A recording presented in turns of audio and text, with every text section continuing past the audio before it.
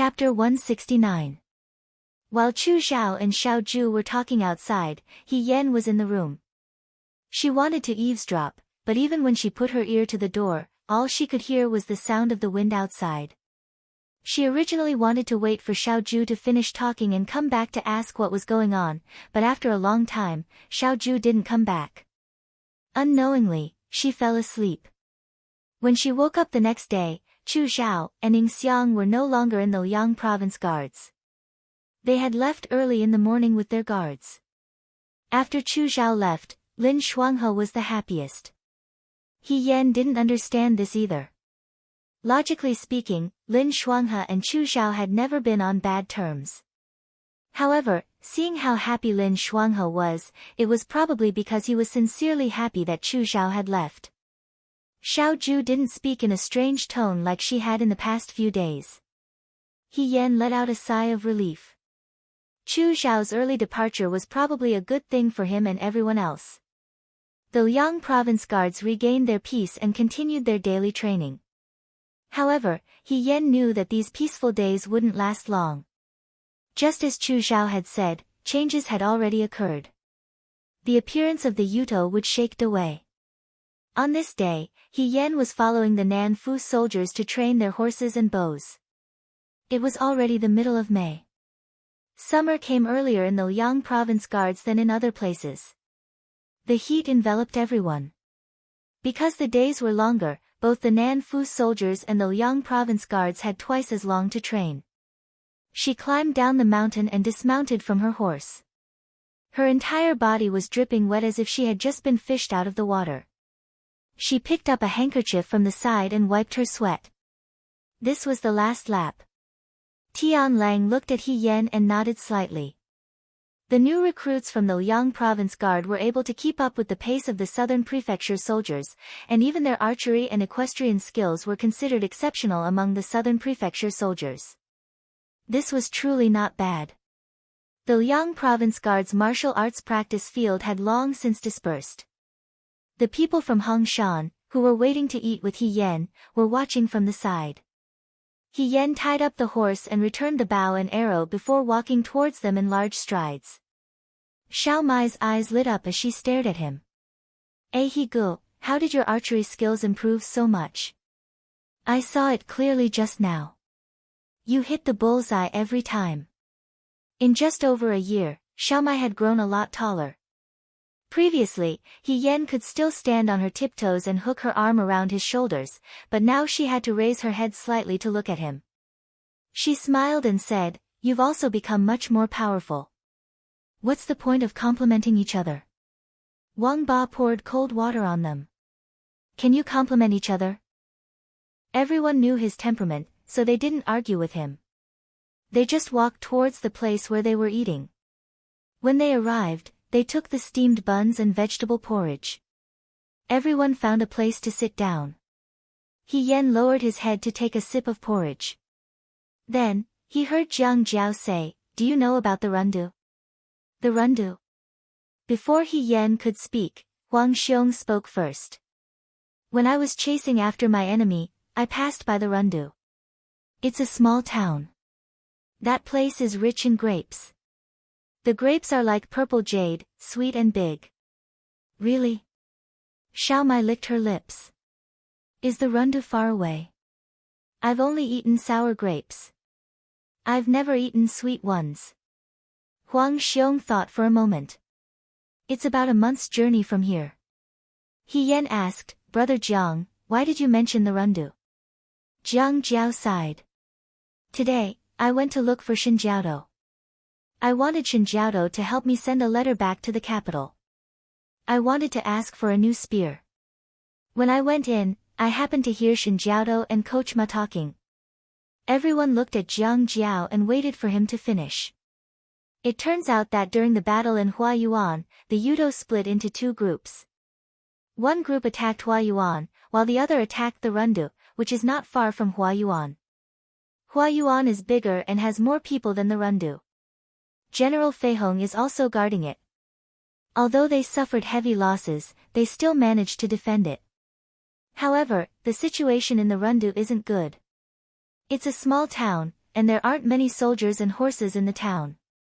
If the Yuto doesn't have outside help, it's only a matter of time before the city gate is lost. It's actually that serious? Hong Shan was stunned. They were far away in Liangzhou, which was practically the most remote place in Dawei. It was a place where chickens lay eggs and birds didn't shit. They couldn't get any news at all. How could the situation outside be so bad? Then what should we do? Xiao Mai asked anxiously. We can't just ignore the lives of the people in the city. Huayuan is close to the Rundu. If the Yudo in Huayuan retreats, General Feihong can bring the remaining Fuyue army to support the Rundu. Shi Tu said seriously. The Rundu won't fall. That's good. Hong Shan was relieved. With General Feihong and the Fuyue army, the Rundu will be saved. While everyone was talking, Jiang Jiao looked at He Yan. Brother He, why aren't you saying anything? He Yan lowered her head and didn't say anything. She didn't touch the food in front of her either. No one knew what she was thinking about. When she heard Jiang Jiao's question, she raised her head.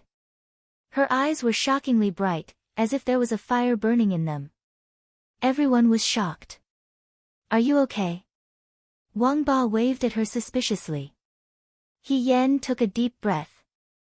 I'm fine. She asked Jiang Jiao, do you know what's the situation in the Rundu? Jiang Jiao shook his head. I only heard half of it before Shin Jiaodo found out. Shin Jiaodo didn't want to tell me the details. I think he's afraid that the Liangzhou soldiers' morale would be unstable. He sighed again. But I don't understand. We came so far away and trained so hard every day. Isn't it so that we can defend our country when the enemy invades? Now, the people of Dawei are suffering, but we're still training as usual. If this isn't deceiving ourselves, then what is? What's the point of joining the army? The young men already had a ball of fire in their hearts, and when they encountered an enemy coming to their doorstep, they couldn't help but let out a sigh of relief. It would be harder than ascending to the heavens for them to pretend that they didn't know anything. You're wrong, Hong Shan said. If they don't need us, it means that the situation isn't that bad. The Yuto isn't that arrogant. If they really need us, it means that they've already lost their composure to the point of no return. The people of Dawei will suffer even more. Wouldn't that be worse? Jiang Jiao thought about it and felt that what Hong Shan said made sense. He didn't say anything else. Xiao Mai asked, He Gu, do you think that General Feihong will win or lose after they reinforce the Rundu? Do you even need to ask? Wang Ba answered without thinking. I heard that the 150,000 Fuyue army lost less than 50,000 soldiers at Huayuan.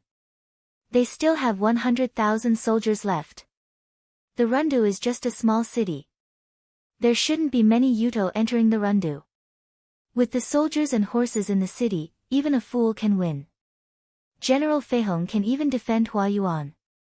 There's no reason that they can't defend this small city. I think you're all worrying for nothing. If you have the time to worry about others, why don't you worry about yourselves? When will we be able to eat meat for every meal? His words were always unpleasant to the ears. Everyone ignored him. Xiao Mai looked at He Yan again. He Gu, do you also think that General Feihong will win? He Yan lowered her head and looked at the porridge in her bowl. The porridge was very thin and clear. She slowly opened her mouth and said calmly, I don't think that he will reinforce the Rundu. After eating with Hong Shan and the others, He Yan didn't talk to them as usual. She only said that she was tired from the training and wanted to go back early to rest. On the way back, He Yan kept thinking about what Jiang Jiao said. Yuto will attack the Rundu. In fact, based on the distance between Huayuan and the Rundu, it was natural for He Rufei to reinforce the Rundu. Everyone thought so.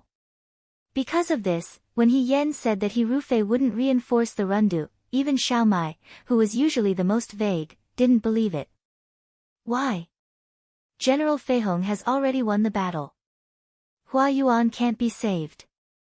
He can't just stand by and do nothing, right? General Feihong is definitely not someone who will leave someone in the lurch.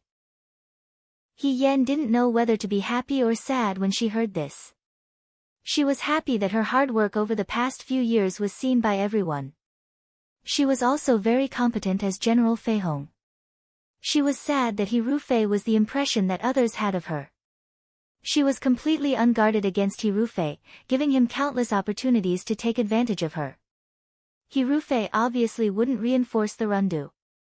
This was because the Rundu's city commander, Li Kuang, had worked with General Fei Hong for a period of time. Li Kuang knew General Fei Hong. He Rufei would be exposed as long as he interacted with Li Kuang. He Rufei knew this, so he would definitely think of ways to delay. He would probably only appear after Li Kuang died and the Rundu fell. In order to prevent her identity from being exposed, He Rufei was willing to sacrifice the lives of an entire city of people to accompany her. Back then, she had also stayed in the Rundu for a short period of time. However, at that time, the people who harassed the Rundu weren't from the Utopia Kingdom, but from the Western Chang Kingdom. She had fought in the Rundu and had formed a friendship with the people there. Now that she heard news about the Rundu, she couldn't remain indifferent, whether it was for public or private reasons. The house was right in front of her. Looking through the window, she saw that Xiao Ju's house was lit. He Yen walked to the door, hesitated for a moment, and gently knocked on the door. "Come in." He Yen pushed the door open and walked in. Fei Nu was standing at the side. Xiao Ju was holding a letter in his hand. After He Yen came in, he put down the letter. After closing the door behind him, He Yen walked over and said, "Commander-in-Chief." He glanced at He Yen. Seeing that He Yen was deeply worried, he asked, "What's the matter?"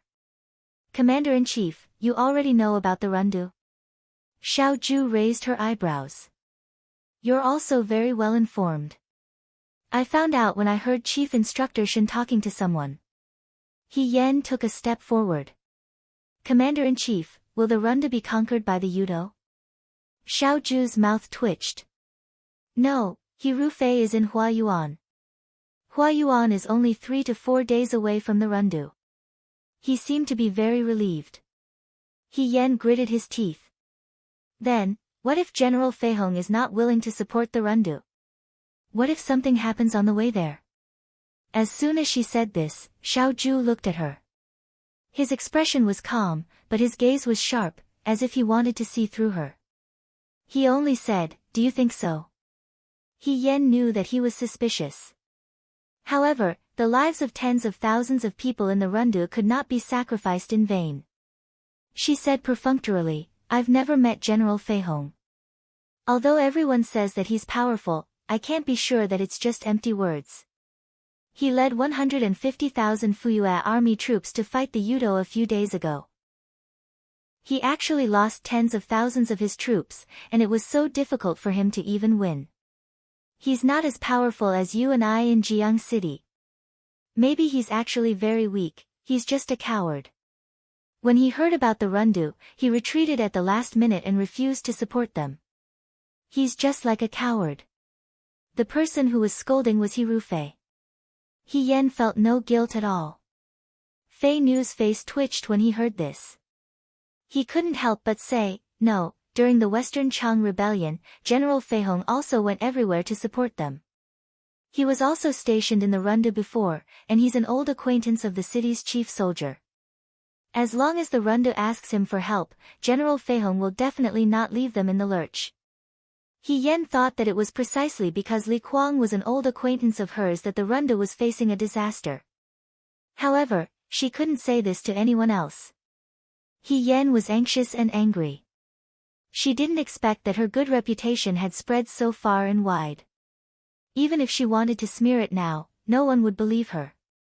Xiao Ju looked at her thoughtfully. "What do you plan to do?" Did she want to hear her opinion? He Yen considered her words carefully. "Governor, we've been training in the Liang Province Guard for more than a year. The Liang Province Guard and the South Mansion Guard are quite a few. Not to mention the South Mansion Guard, the new recruits of the Liang Province Guard have long been eager to see a real battlefield. Why don't we use this opportunity to train them? How about we go support the Rundu?" She looked at Xiaoju expectantly, hoping that Xiaoju would agree to her request, even though the chances were slim. As expected, Xiaoju sneered when she heard this. From the Liang province guard to the Rundu, it takes more than a month. From Huayuan to the Rundu, it only takes 3 to 4 days. If you don't ask for Huayuan's support, the Liang province guard's troops will travel over land and water to support you. He Yan, is your brain damaged? He Yan also knew that normal people would think this way. Even Li Kuang wouldn't dare to think this way. However, she still wanted to fight for the people of the Rundu. He Yan insisted, Governor, think about it again. The Rundu is only a small city. Why are the Western Chang people and the Yudo fighting over this place? As long as we take the Rundu, the neighboring Jinling will suffer. The Yudo are heading north for the imperial capital. We can't lose the Rundu. The young man's tone was stubborn. Fei Nu couldn't help but say, Young Master we all know that we can't lose the Rundu. However, even if young master wants to go to the Rundu, he still has to ask for His Majesty's permission. It's already been 2 months. I'm afraid that the battle in the Rundu has already ended. Moreover, if General Feihong doesn't provide support, the possibility of this happening is too small. You don't have to worry at all. In their eyes, He Yan's actions could be considered as groundless fears. Xiaoju said, the Nanfu army has its own position. You can stop thinking about it now and don't mention it again in the future. She actually flatly rejected him. He Yan sighed in his heart. Fei Nu's words weren't without reason. Prime Minister Su was eyeing covetously in the imperial court. Xiaoju came to the Liang province guards precisely because she wanted to avoid the sharp edge and bide her time. If she acted rashly now, it would be hard to avoid gossip.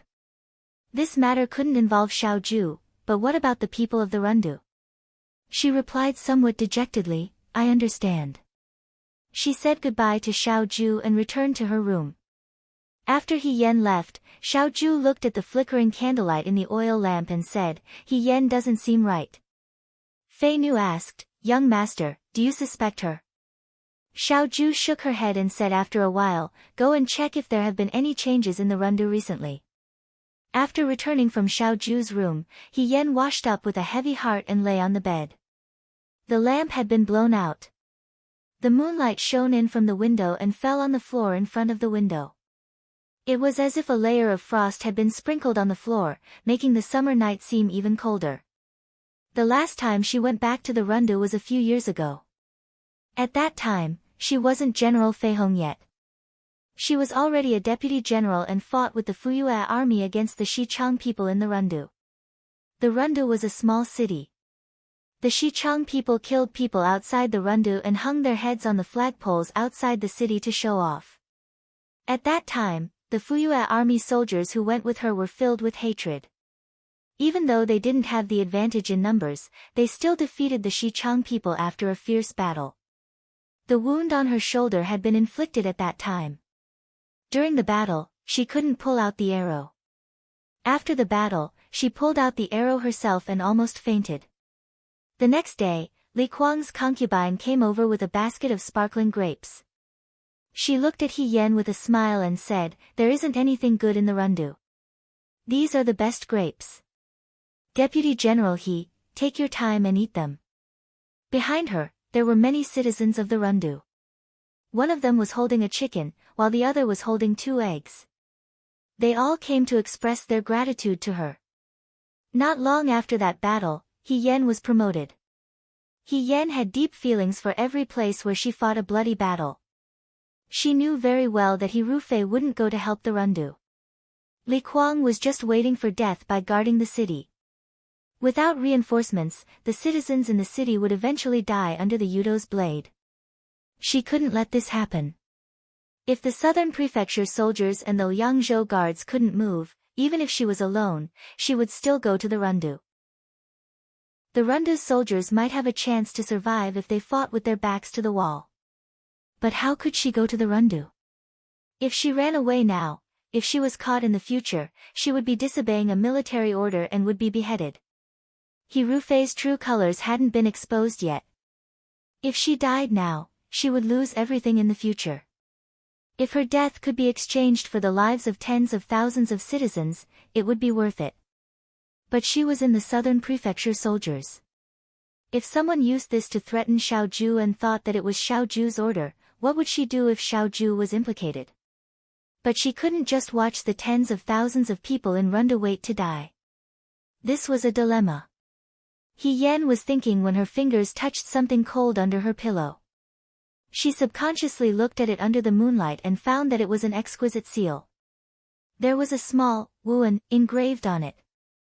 Muan Lang's seal was handed to her along with the imperial edict when it arrived in Liangzhou. But this official position didn't have any real power, so He Yan didn't take it to heart and just put it under her pillow. But now that she suddenly saw it, she suddenly had a flash of inspiration. She immediately sat up and held the seal in her palm. Yes, she wasn't just a soldier of the southern prefecture soldiers. To be precise, she was Muan Lang personally appointed by His Majesty. Chu Xiao was right about one thing. She was controlled by Xiaoju, but she wasn't Xiaoju's soldier. If she went to the Runda this time, as long as she had the seal, she could say that it was her own will. Xiaoju wouldn't know. Even if they investigated in the future, Xiaoju wouldn't be implicated. As for herself, in a way, she was also responsible for the current situation in the Rundu. She had led the Fuyue army to defend the Rundu once. She could definitely defend the Rundu a second time. She had to go to the Rundu herself. Since she had made up her mind that night, He Yan was no longer as conflicted as she was the first time. Ever since she returned to the Liangzhou Guards, she hadn't missed a single day of her daily training, so she didn't have to worry about her skills. She also used the excuse of training horses to touch the horses in the stable a few times. She remembered the one she liked the most and planned to take it with her when she left. As for other things like hidden weapons, whips, and medicine, He Yan packed them all up since she still had some left in her room. The most important thing was that she had been to the Rundu before, but she hadn't tried to go to the Rundu from the Liangzhou Guards. The journey was long and she couldn't take a wrong turn. After all, every day in the Rundu was difficult. If she took a wrong turn, not only would she waste time, but she would also lose her life. Fortunately, there were always people in the camp who knew the way. He Yan pretended to be very interested in the Rundu. Apart from her daily training, she would talk to people who had been to the Rundu before. She asked them what they had to pass on the way from the Liangzhou Guards to the Rundu, and if they might take a wrong turn. Actually, Huang Xiong had been there before, but Huang Xiong didn't know the way, so he could only give up. Xiao Mai asked, "Does a Higu want to go to the Rundu to eat grapes? Why are you suddenly so interested in the Rundu?" Shi Tu looked at He Yan's enthusiasm and lowered his head thoughtfully. In 2 days, a complete map was drawn from the Liangzhou Guards to the Rundu. He Yan spread out the map on the table. According to the shortcut on the map, if she continued to travel without rest, she might be able to reach the Rundu in less than a month. But, could Li Kuang really last a month? There was no point in thinking too much. The most important thing now was to set off. He Yan carried the cloth bag on her back. Before she left, she looked at the 2 items at the bottom of the wooden drawer. She had brought these 2 items from Jiang. One of them was the dough figurine that Xiaoju had bought for her during the Water God Festival. Now that the dough had dried up, she carefully wrapped it in a handkerchief. The other item was the wooden carving that Mu Yi had given her. The carving depicted a female general holding a whip and looking majestic. He Yan looked at it and smiled. She shook her head and put the items back into the wooden drawer. She couldn't take these items with her. If they were left here, they would probably be thrown away like the other items in the room. She had already packed everything. Before she left, He Yan turned around and looked at the door. The door was tightly shut. It was already late at night. Xiaoju had already fallen asleep. This time, she had left quietly to go to the dangerous battlefield of the Rundu. It was hard to say if she would be able to see Xiaoju again alive. But even if she was alive, she didn't know what it would be like when they met again. "Goodbye," she said silently in her heart. She turned around and gently pushed open the door in front of her. Outside, the night was dark and gloomy. The moon was covered by dark clouds, and only a few scattered stars shone on the distant mountain forest. He Yen was stunned for a moment. In an instant, it was as if she had returned to many years ago when she first packed her things and left the He family. At that time, she was just like now. She didn't know what the road ahead was like. She didn't know whether the future would be happy or sad. She just walked forward with large strides. But now, it was different from many years ago. She was no longer confused or at a loss. She knew the direction she wanted to go and was sure of every decision she made. Just like that, she walked forward without regret. Chapter 170. He Yen had stayed in the Liang province guard for so long that hiding from the sentries was a piece of cake for her.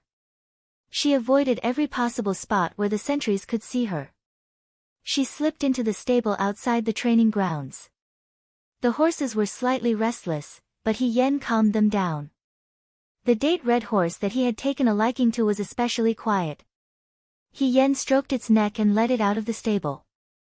One man and one horse walked out of Mount Baiyue. They had just gotten close to the Wulu River when a few black figures suddenly appeared in front of them. He Yan's heart thumped. Not good, she had probably been discovered. A clear conscience was not afraid of a crooked shadow. She could come up with countless excuses to fool them. For example, she couldn't sleep at night and came out to train. However, the important thing was that her plan to leave had to be put on hold. It might even arouse suspicion. It would be difficult for her to leave so easily in the future. The people in front of her didn't move, nor did they call out to her. It was as if they were waiting for her to react. He Yen didn't understand either. After a while, a low voice floated over. Why isn't he moving? Could it be that he's scared silly? I already told you not to pretend to be a ghost. It's too scary. He Yen, the voice belonged to Wang Ba. She took a few steps forward. With the help of the starlight, she could clearly see that it was indeed Wang Ba and her group. Other than Wang Ba, there was also Jiang Jiao, Huang Xiong, Shi Tu, Hong Shan, and Xiao Mai. Why are you guys here? He Yen couldn't hide her astonishment. You're too mean. Hong Shan patted her shoulder. You plan to go to the Rundu alone. Why didn't you tell us? We're all brothers who have been together for so long in the Liang province guard. Can't you ask us to go with you? It's not like we'll refuse. That's right. Xiao Mai was dissatisfied. I also want to go to the Rundu to eat grapes. Shi Tu slapped Xiao Mai's forehead, silencing him immediately. You. How did you know? He Yen was at a loss for words. Shi Tu was already suspicious when you started asking about the Rundu. The one who spoke was Huang Xiong. He looked at He Yen and said, You previously said that General Feihong might not support the Rundu, although I don't know what basis you have for this. But from the looks of it, you intend to go to the Rundu by yourself. You're still young, but you're so scheming. You don't discuss anything with others, and you're bold enough to make your own decisions. Shi Tu guessed that you wanted to go to the Rundu alone, so he told everyone about it. Everyone decided to go with you. At least we can take care of each other on the road. No. He Yen refused without thinking. The Rundu is surrounded by Yudo right now, and there aren't enough soldiers in the city. It's too dangerous for you guys to go. So you know it's dangerous. Hong Shan sighed. Aren't you going to die if you go alone? If we all go together, we might be able to survive. No. He Yen was a little incredulous. You don't even know what I'm going to do, so why are you following me? We know, Xiao Mai said. Everyone says that you want to save the people of the Rundu. He Yen, you believe that? Why not? Shi Tu said, You've already saved a lot of people, from the Liangzhou guards to Jiang City. Now, there's only one more Rundu. You won't do something you're not confident in. Since you want to go to the Rundu, you must have a solution. He Yen smiled bitterly. But I'm not confident right now. Then all the more reason for us to go together. Huang Xiong pinched the prayer beads around his neck. To be honest, I spent the first half of my life chasing after my enemies. After I got my revenge, I felt that life was boring. I joined the army because I felt that I could still do something. However, I spent all my time in the Yangzhou Guards and didn't do anything. Now that I have the chance to go to a real battlefield, I feel that it might be a different kind of life. These people were all stubborn, but He Yen didn't want them to take risks. The Rundu's matter had nothing to do with them. She said, leaving the Yangzhou Guards without permission, no matter what the reason is disobeying military orders. Even if you survive the Rundu, you might not be able to keep your life. Jiang Jiao smiled. Brother He, you don't have to bully us. Our family runs a martial arts dojo, and there are many young masters from government officials who come to learn martial arts. We more or less know about the government's affairs. Aren't you already Muanlang? If you use your official seal to order us, we won't dare to disobey. Even if we're caught and punished, you'll be the one to be punished. What does it have to do with us? He Yen, for a moment, she didn't know what kind of expression she should use to face Jiang Jiao. Therefore, we can ignore all of our worries. Jiang Jiao, who had always been an honest person, displayed outstanding wisdom in this matter. We can't stay here for too long. If Brother He continues to delay here, we won't be able to leave when the sun rises. Wang Ba sneered. Why are you talking so much nonsense with him? If he doesn't take us with him, we'll immediately shout and summon all of the Yangzhou Guard sentries. He won't be able to leave. If he can't leave today, we'll come every day to stop him. As long as he doesn't take us with him, no one will be able to leave. He Yen. You're a bit too domineering. How can I be a bandit if I'm not domineering? Wang Ba said impatiently. Hurry up, don't dilly-dally. Give me a definite answer. Are we going or not? They were already at this point. If they didn't take them with them, they wouldn't be able to leave today, let alone in the future. He Yen felt helpless, but in the midst of helplessness, she felt a surge of warmth. She knew that Hong Shan and the others were following her.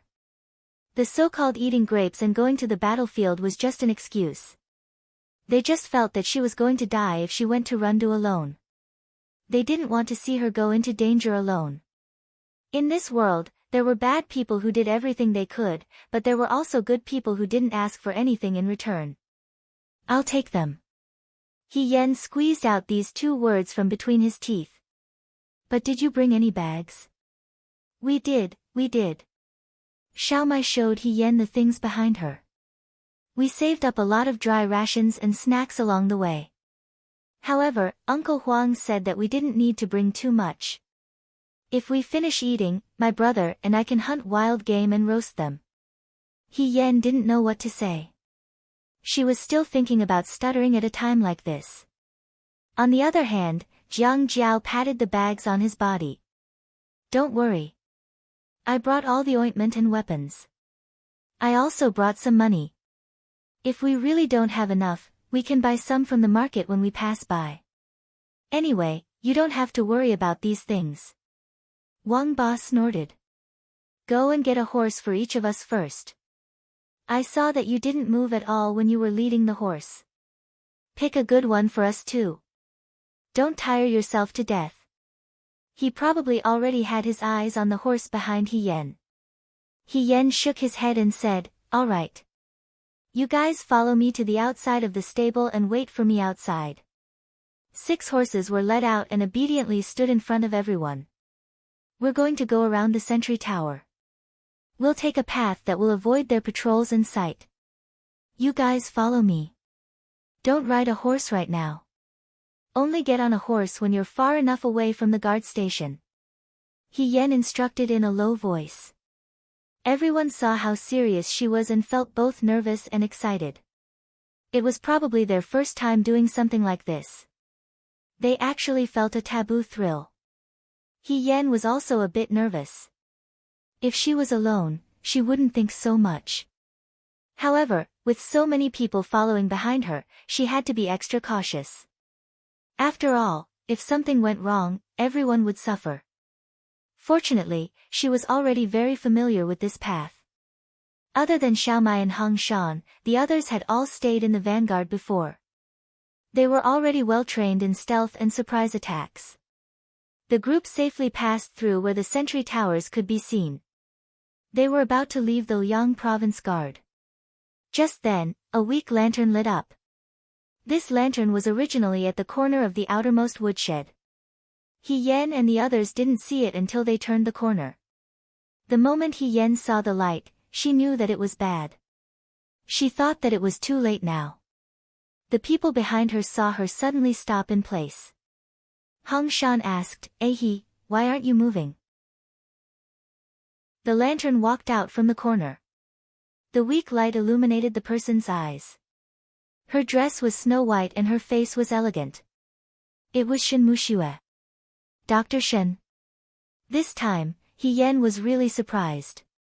She originally thought that this was a sentry who came out to relieve himself. If it really didn't work, she could only knock him out and escape when he wasn't paying attention. However, she didn't expect that the one who appeared was Shen Muxue. Shen Muxue's room wasn't here. Moreover, it was late at night and everyone was asleep. What was she doing here? Shen Muxue looked at them. Although her gaze was slightly surprised, she was still calm. She only looked at He Yan and said in a low voice, "You're leaving." He Yan was silent. Then, he grabbed her hand and pushed her into the woodshed beside them. "Come in and talk." Hong Shan and Wang Ba were guarding the horses outside. The rest of the people followed He Yan in. As soon as they entered, they saw He Yan's cold eyes. She grabbed Shen Muxue's neck with one hand and said coldly, "How did you know?" Everyone was shocked. Xiao Mai quickly went forward and pulled He Yan's hand away. He gu, it's all a misunderstanding. I let it slip." He Yan looked at her. When I knew that everyone was planning to go with you, my brother asked me to find some injury medicine. It can be used if we stumble on the road. We don't have much left in our room. I thought that Dr. Shen is kind-hearted and has a lot of medicinal herbs. So, I wanted to ask Dr. Shen for some. However, for no reason, she suddenly asked for a large amount of injury medicine. Even though Shen Muxue usually didn't care about military affairs, he was still suspicious. Xiao Mai was naive. She was easily tricked by Shen Muxue. In the end, she knew that she was in trouble. She begged Shen Muxue, "Dr. Shen, please don't tell anyone. I beg you." Shen Muxue was silent for a long time. When Xiao Mai thought that she wouldn't speak, she finally said, "I know. I won't tell anyone."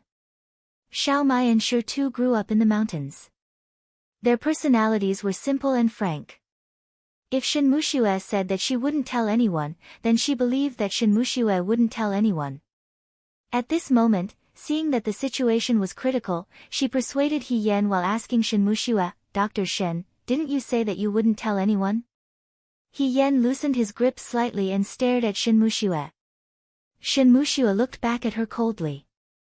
His gaze was clear and cold. "Why didn't you tell anyone?" He Yan asked. Shen Muxue came here alone. So far, no one had appeared to stop them. Just as Xiao Mai said, Shen Muxue did keep his promise. He Yan didn't really want to hurt her. He just wanted to scare her. At this time, it was better to be cautious. "You want to go to the Rundu?" Shen Muxue asked. He Yan replied, "Yes. The Rundu is still under siege. There are Yudo on all sides. If you only bring a few people with you, it won't bode well for you." "I must go." "Commander, you don't know about this?" He Yan replied, "I don't know." "Okay." Shen Muxue looked into his eyes. "You can go. I won't stop you." He Yan frowned slightly. Shen Muxue came here specially to wait for them. However, he didn't stop them. It was as if he wanted to confirm something. You don't have to doubt me. Shen Mushue said, if you want to go, go quickly. When the sun rises, you won't be able to leave even if you want to.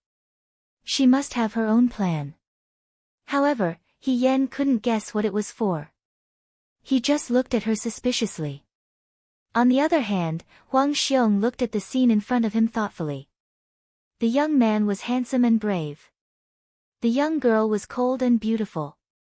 When they were about to leave, they finally broke through the shackles of their identities. They couldn't help but send each other off. He had seen this scene before. He Yen let go of her hand and tidied his clothes. He said, if that's the case, I'll believe Dr. Shen this time. Shen Mushue still looked at her coldly. He Yen could feel that she didn't like him. She even had some hostility towards him. However, her secrecy helped him at this moment. He Yen was actually a little surprised. Shen Mushue admired Xiaoju. Naturally, he would stand on Xiaoju's side. However, He Yen and his group left without telling Xiaoju. Shen Mushue actually didn't tell Xiaoju.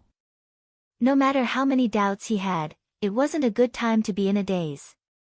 He Yen stood up and pretended to walk out. He said, goodbye. Shen Mushue lowered her head. The next moment, a figure swayed in front of her eyes. She only felt her body go numb. She couldn't move her body anymore. She couldn't move her mouth either. She could only glare at He Yen. He Yen nodded at her. I'm sorry, Dr. Shen. I still don't believe you. I've sealed your acupoints. After 6 hours, they will naturally be unsealed. However, I think that in less than 6 hours, there will be new recruits moving firewood who will find you. I'm very grateful for today's kindness. If we meet again, I will definitely repay you. He Yen cupped his hands at her and turned to walk out. Let's go. Xiao Mai looked at Shen Mushue in distress. She wanted to unseal Shen Mushue's acupoints but didn't dare. She could only apologize. I'm sorry, Dr. Shen. You're a magnanimous person. Please don't bicker with Brother He. We don't know if we'll live to see each other again. Brother He was just anxious to save people. Jiang Jiao helped to apologize. Dr. Shen, please don't lower yourself to the same level as us. The last person left. Other than the weak lantern, the woodshed once again sank into darkness. Shen Mushue sat against the hay. She took a deep breath and looked into the distance. Outside the door, after turning the corner, they were completely out of the Liang province guard's gate. However, for safety's sake, He Yen didn't dare to let them get on their horses immediately. Only after they had traveled a distance did they plan to get on their horses. This time, we're really leaving. Jiang Jiao turned to look in the direction of the Liang province guards. I wonder what it will be like when we come back. Xiao Mai pursed her lips. She was still thinking about Shen Mushue, who was locked up in the woodshed and unable to move.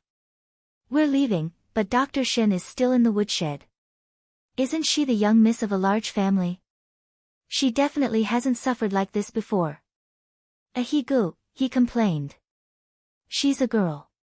You should be more gentle. He Yen smiled and didn't say anything. However, Huang Xiong heard this and glanced at her. Brother He, you sealed her acupoints just now because you wanted to help her, right? Dr. Shen will definitely pass by the sentries on her way back. If the sentries see her and know that we left the next day, it will inevitably arouse suspicion. If you sealed her acupoints, others will only think that she was being controlled by someone and didn't deliberately hide it. That's enough for us to escape unscathed. This matter won't have anything to do with her. He Yen stretched. Brother Huang, there's no point in talking about this now. We have to hurry. Right. Wang Ba sat on the big horse. In the end, she didn't dare to speak too loudly. She shouted, let's go to the rundu. Let's go. Their voices gradually disappeared. Only the distant sound of horse hooves could be heard. 7 people and 7 horses. Taking advantage of the night in Liangzhou, they disappeared into the wilderness. In the summer, the sun came out early. The early morning sun was not as scorching as the afternoon sun. 2 weeks later, the guards went to the woodshed to move firewood to the kitchen. They had to burn the firewood after the morning run to cook the meals for tens of thousands of people. Several guards opened the door to the woodshed. Just as they were about to enter, they suddenly saw a person sitting against the wall. They were shocked and immediately pulled out the long sabers at their waists. "Who is it?" That person didn't move. Their eyes gradually adjusted to the incoming sunlight. Only then did the guards see clearly that the woman sitting against the wall was elegant and cold. Her eyes were slightly annoyed. It was Shen Muxue. "Shen. Dr. Shen." The guards were stunned. They quickly put away their sabers and apologized. "We didn't see clearly just now. Why did Dr. Shen come to the woodshed? Did she run out of firewood to boil the medicine? She should have just told us. Why did she have to come personally?" After chattering for a while, Shen Muxue still didn't say anything. The guards fell silent. One of the guards bravely asked, "Are you angry?" There was still no response. The guards looked at each other. One of them said, "Why do I feel like Dr. Shen's pressure points have been sealed?" Although men and women shouldn't touch each other, there was no need to be so cautious. However, due to Shen Muxue's special status, no one dared to act rashly and unseal her pressure points. Someone said, "This is no small matter. Quickly go and tell the commander-in-chief." When he woke up early in the morning, Lin Shuanghe was eating. The summer days of the Liangzhou guards were long and unbearable. He couldn't stand the heat. These days, he didn't have much appetite or sleep. Just as he was eating porridge, he suddenly heard someone knocking on the door. When he opened the door, he saw that it was Shen Han. "Shen Jiaodou." "Young Master Lin," Shen Han said, "the commander-in-chief wants you to go over." Normally, only Lin Shuanghe would take the initiative to look for Xiao Ju. Xiao Ju never took the initiative to look for Lin Shuanghe. For a moment, Lin Shuanghe also became nervous. He thought that there was something wrong with Xiao Ju's body. When he hurried over to Xiao Ju's room, he saw that Fei Nu was also there. Shen Muxue was sitting on a chair. Fei Nu was pouring tea for Shen Muxue. "Commander-in-chief, I'm fine. He Yan didn't do anything other than sealing my pressure points," Shen Muxue said. When Lin Shuanghe heard He Yan's name, his heart trembled. He walked over to Shen Muxue and asked, "What are you talking about?" "Huaijin, why did you ask me to come over?" Shen Muxue replied, "Military Governor Xiao thought that I wasn't feeling well and asked young Master Lin to take my pulse. However, there's no need for that. I'm a medical practitioner myself, so I know very well. Moreover, He Yan didn't do anything else last night." The more Lin Shuanghe listened, the more confused he became. What did He Yan mean by sealing her pressure points? Although there might be some conflict between the two of them because of Xiao Ju, He Yan clearly had the upper hand between the two of them. Why would he do anything to Shen Muxue? "I don't understand what you're saying." Lin Shuanghe asked, "Miss Shen, why did brother He seal your pressure points?" Shen Muxue looked at Xiao Ju. Xiao Ju didn't say anything, so she could only answer Lin Shuanghe's question herself. "Last night, I was brewing medicine, but there wasn't enough firewood. I wanted to go to the firewood room to get some, but I just happened to meet He Yan and the others. They wanted to leave the Liang province guard. I wanted to call for help, but He Yan sealed my pressure points. There was nothing I could do, so I could only watch them leave." "Brother He left the Liang province guard?" Lin Shuanghe asked curiously, "Why did she leave the Liang province guard?" Shen Muxue bit her lip. "From their words, I heard that they wanted to go to the Rundu." "Rundu?" Lin Shuanghe immediately said, "Impossible. Everyone knows what the Rundu situation is like right now. If you say that she can't stand the bitter cold of Liang province and that her daily training is difficult, then it's more likely that she went to some bustling town. If she went to the Rundu, wouldn't she just be throwing her life away? No one in the room responded to his words. Xiao Ju's expression was unusually cold. Fei Nu was also secretly shocked. When they talked about the Rundu, He Yan's behavior was strange. For some reason, he didn't believe that the Rundu would receive General Fei Hong's support. Although the suggestion of the Nan Fu soldiers going to the Rundu was later rejected, now it seemed that He Yan had never given up on this idea. Even if she didn't have any soldiers, she still wanted to go to the Rundu.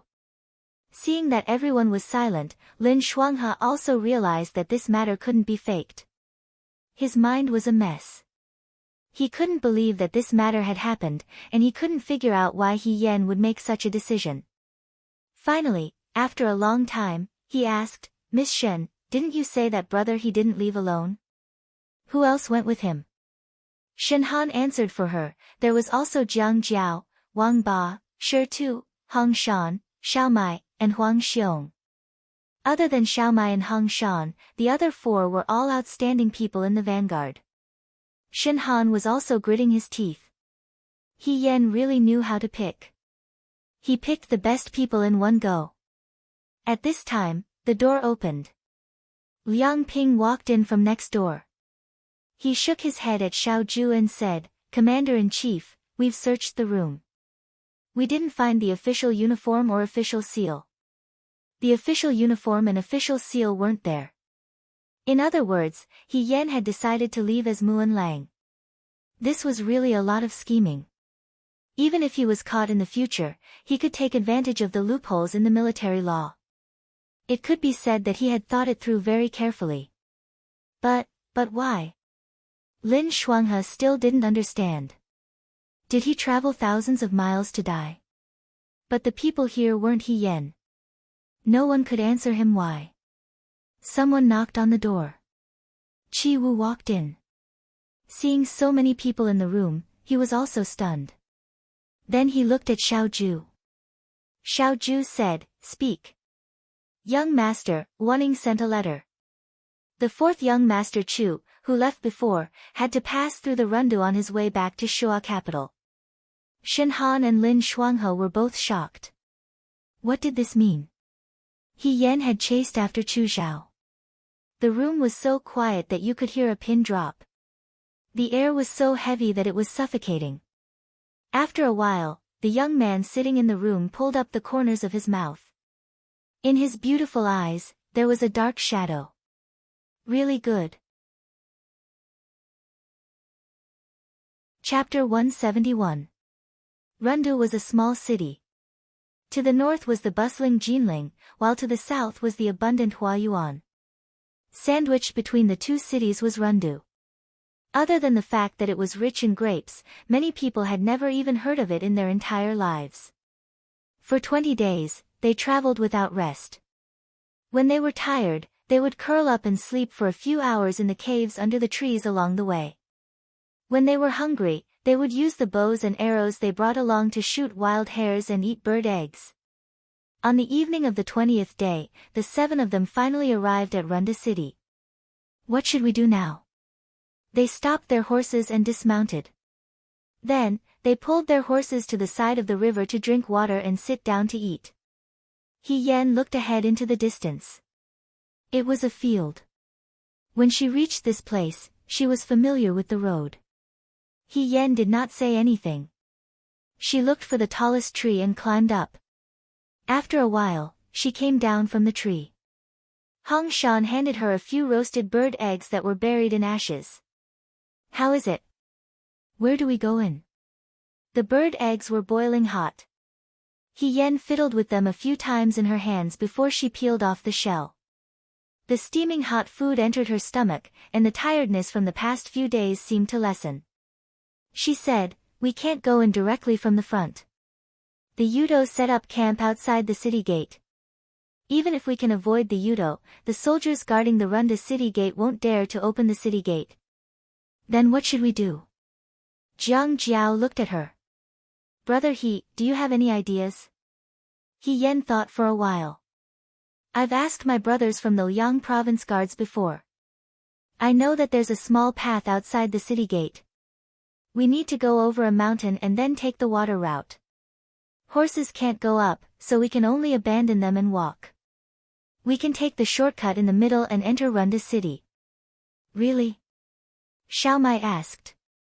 Then let's hurry up and eat. After we finish eating, we'll continue our journey. He Yan nodded and looked in the direction of Runda city. A trace of worry flashed across her heart. Naturally, this shortcut was not told to her by the Liang province guard. Many years ago, when she was fighting against the Western Chang people in the Rundu, she dug a tunnel in the city in order to bring in the people from outside the city. The tunnel was connected to the river, and after crossing the river, it led to the mountains outside the city. Whether it was the Western Chang people or the Yuto, it was impossible for them to take this route. He Yan was not worried about the Yuto's ambush, but she was worried about whether Li Kuang had sealed the tunnel after so many years. After all, the Rundu had been peaceful for so many years. But no matter what, he still had to continue moving forward. Everyone quickly finished eating their rations and paused for a moment. He Yan removed the reins from the horses one by one and patted the horses' buttocks. The horses galloped into the forest. Let's go, she said. In front of the city gate, the guards carefully stared at the wilderness in the distance, not letting go of any suspicious places. In the room, the county magistrate, Zhao Shiming, was anxiously pacing back and forth. He looked at the silent man sitting in the center and said anxiously, "Commander, why isn't General He here yet? You have to think of something." Li Kuang was the commander of the Runda city. He had just passed the age of 40 and was tall and mighty. With a beard around his mouth, he looked particularly resolute. He slammed the table and said with some displeasure, "What are you all arguing about? I already said that General He will definitely come to our Runda's aid."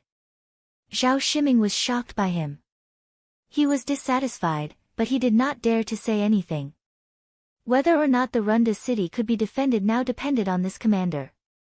However, more than 20 days had already passed. Huayuan was only 4 to 5 days away from the Runda city. They could not leave the city now, so there was no way to inquire about the situation in Huayuan. There was no news at all, so they could not be at ease. There were still people sitting in the room, and the atmosphere was heavy. At this time, someone knocked on the door. The curtain was lifted, and a young woman walked in. She was a genuine beauty. She had an oval face, fair skin, and a pair of eyes that were as bright and moving as stars. Even when she was nervous, she still wore a light pink embroidered dress. Her face was full of smiles. She placed the glass bowl in her hand beside Zhao Shiming and said, "Commander Zhao, don't be angry. Eat some grapes. This is all I have. You have to eat it sparingly." One could not hit a smiling person, especially a beauty. Zhao Shiming was unhappy, but he could only put away the bowl and forced a smile. "Thank you, Miss Yi Luo." Yi Luo was Li Kuang's favorite concubine. No matter where he went, he would take her with him. She was young and beautiful, smart and witty. Everyone would love to have such a beautiful flower. However, during the chaos of war, beautiful women were not as beautiful as they used to be. After Yi Luo delivered the grapes, she stood behind Li Kuang and stretched out her slender fingers to massage his shoulders. Her strength was just right, relieving a lot of Li Kuang's tiredness from running around every day. Li Kuang picked up the teacup on the table and took a sip, saying, "Before General He arrives, continue to guard the city gate." Zhao Shiming did not speak. The one who spoke was another man. He was the president of the Runda city's Chamber of Commerce. "Lord Li, we need time to guard the city. Right now, there isn't much food left in the city. Even the most common grain that we produce, can only produce such a small bowl. If we continue to guard the city like this, I'm afraid the people in the city will starve to death before General He arrives." With someone taking the lead, the rest of the people followed suit. "That's right. We were not killed by the Yuto, but we were trapped in the city and starved to death. What is going on? Lord Li, How can you be sure that General he will come? What if General he doesn't come? It's been more than 20 days. Could it be that General Feihong is unable to protect himself and has an accident? Everyone's voices poured into the room. Li Kuang slammed his fist on the table. Half of the tea in the teacup on the table spilled out. The room gradually quieted down. Shopkeeper Wang, do you have any good ideas? He stared at the president of the Chamber of Commerce. His eyes were as threatening as a cheetah's. Shopkeeper Wang shivered and did not say anything. They knew that it was not good to hide in the city, but there was no better way. Could it be that they had to rush out and fight against the Yudo? With just their men and horses, they were afraid that it would not be enough. There were 100,000 Yudo outside. The Yudo that had been defeated in Hua Yuan did not retreat. Instead, they gathered together with the Yudo on the other side and rushed towards the Rundu. The total number of soldiers in the Rundu was only 30,000. After all, the Rundu was only a small city. But Lord Li, we can't just keep guarding the city like this. You saw it too, a white-haired old man said. These days, the Yudo have been probing at night. I'm afraid they will launch a general attack on the city soon. We can defend against small skirmishes, but if the Yudo's 100,000-strong army really rushes in, how can we defend? Li Kuang gritted his teeth. He, as the city's commander, knew this better than anyone else. Therefore, he knew from the beginning that the only thing the Rundu could do was to delay the Yudo and wait for reinforcements. He Rufei was his old friend. Although he and He Rufei were not close friends, he knew that He Rufei was a brave and fearless hero who cared about the world when they fought against the Western Chang together. Since he asked He Rufei for help, He Rufei would definitely come. If there was no news after such a long time, there was a high chance that He Rufei was in trouble. However, the Rundu did not have anyone else to ask for help. Jinling? There were no generals stationed in Jinling. There were only soldiers and horses in the city. However, they could not leave the city and come to the Rundu, which would put Jinling in danger. There were two famous generals in Dawei and Xiao Huaijin. Unfortunately, Xiao Huaijin was far away in Liangzhou. Distant water could not quench the present thirst. For a moment, Li Kuang hated the traitors for seizing power. If not, Xiao Huaijin and the Southern Prefectural Army would definitely be able to beat the Yudo back to their hometown. They would never dare to step into Dawei's territory again. While everyone was silent, Zhao Shiming suddenly said, Lord Li, do you still remember that when General Feihong was in the city, he dug a secret tunnel that led to the outside of the city? Everyone looked at Zhao Shiming. They were all familiar with this incident. Back then, the Western Chang people massacred the people outside the Rundu's city gate who were unable to enter the city. General Feihong ordered people to dig a tunnel and secretly gathered the people outside the city to bring them into the city. At that time, many lives were saved. The people were deeply grateful to He Rufei. They originally thought that they had been abandoned. What are you trying to say?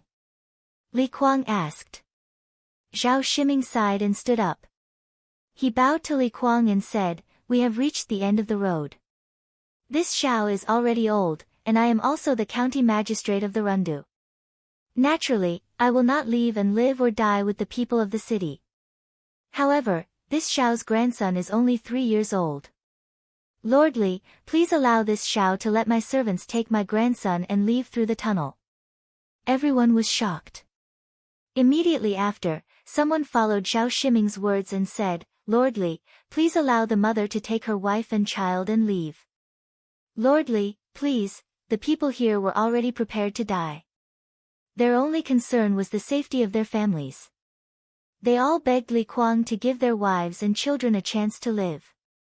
Yi Luo pursed his lips and secretly glanced at Zhao Shiming. Sure enough, in the next moment, Zhao Shiming said angrily, Ridiculous. You all want to take your family out of the city. The people will follow suit. In the end, the Yudo won't even need to fight. I think this city will be empty. You are trying to shake the morale of the army. At the end, his tone suddenly became severe, and killing intent appeared. Everyone kept quiet out of fear. Yi Luo retreated to the side. He didn't dare to speak at this juncture. In the silence, suddenly, someone came in and reported, Sir, what's the matter? Li Kuang frowned. Our tunnel, someone came in. What? Li Kuang stood up. The first thought that appeared in his mind was He Rufei came. After all, other than the people who crawled through the tunnel in the past, He Rufei personally walked through the tunnel. He asked, Is it General Fei Hong? No.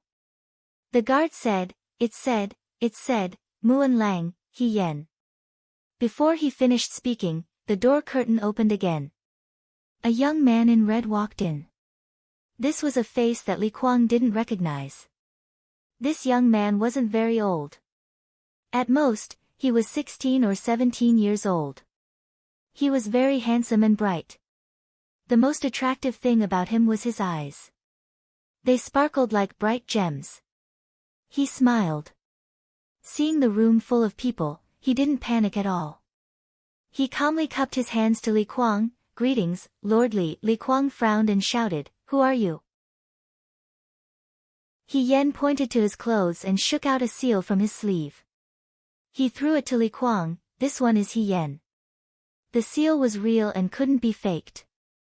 The official robes also looked real. However, Li Kuang had been an official for a long time. This was the first time he had heard the name He Yen. For a moment, he was a bit suspicious.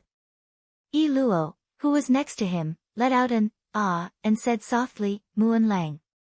Is he the Muan Lang who previously fought with military governor Shao in Jiang City, burned down the canal, defeated the Yudo, and was finally conferred the title by Her Majesty? No one knew who Muan Lang was, but everyone knew about the burning of the Jiang Canal and the great defeat of the Utopian people. Everyone looked at He Yen in surprise. They remembered that Xiao Ju's trusted aide fought side by side with Xiao Ju and was conferred the title of an official. However, they didn't expect it to be such a young man. He was a bit too young. Could he be a fake?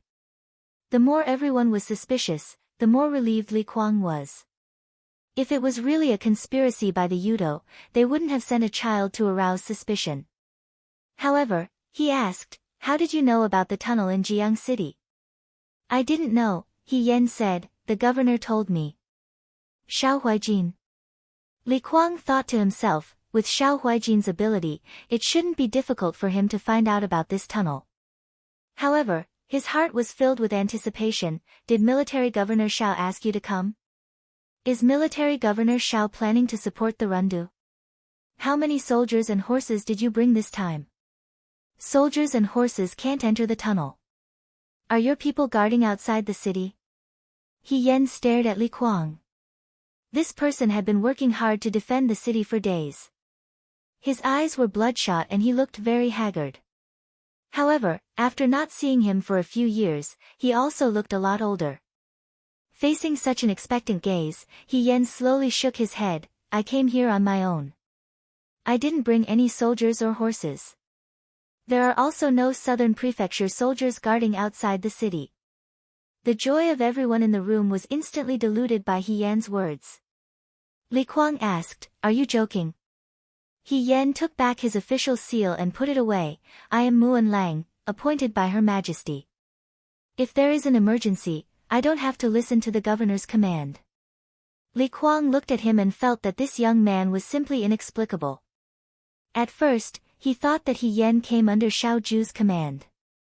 Now, he was telling him that He Yen acted on his own. He asked, Then Muan Lang, did you come to the Rundu alone to have fun? Forgive me for not understanding. He Yen smiled, I'm here to help you. With just you. With just us. As soon as he said this, he heard voices outside. Yes, there's still us. What right do you have to look down on us? The door curtain was lifted, and beautiful silk covered her mouth. She saw people coming in from the outside in twos and threes. There were all kinds of people, tall, short, fat, and thin. Other than He Yen, there were a total of 6 people. A bandit with a scar on his face took a step forward and said rudely, "We have come all the way here from thousands of miles away, not to listen to your nonsense. Here, the first, second, third, fourth, fifth, sixth, and seventh guards of the Liangzhou guards are here to help you fight Yudo. Don't pretend to be innocent after taking advantage of us. If you talk nonsense again, I'll beat you and the Yudo together." Li Kuang was so angry that his face turned ashen. Where did these bandits come from? They had no respect for military discipline and no respect for anyone. On the other hand, there was one who looked more handsome and kind. He cupped his hands and smiled. "We've been in the Liangzhou guards for a long time, so our words are a little vulgar. Please forgive us, but Lord Li, you don't have to worry.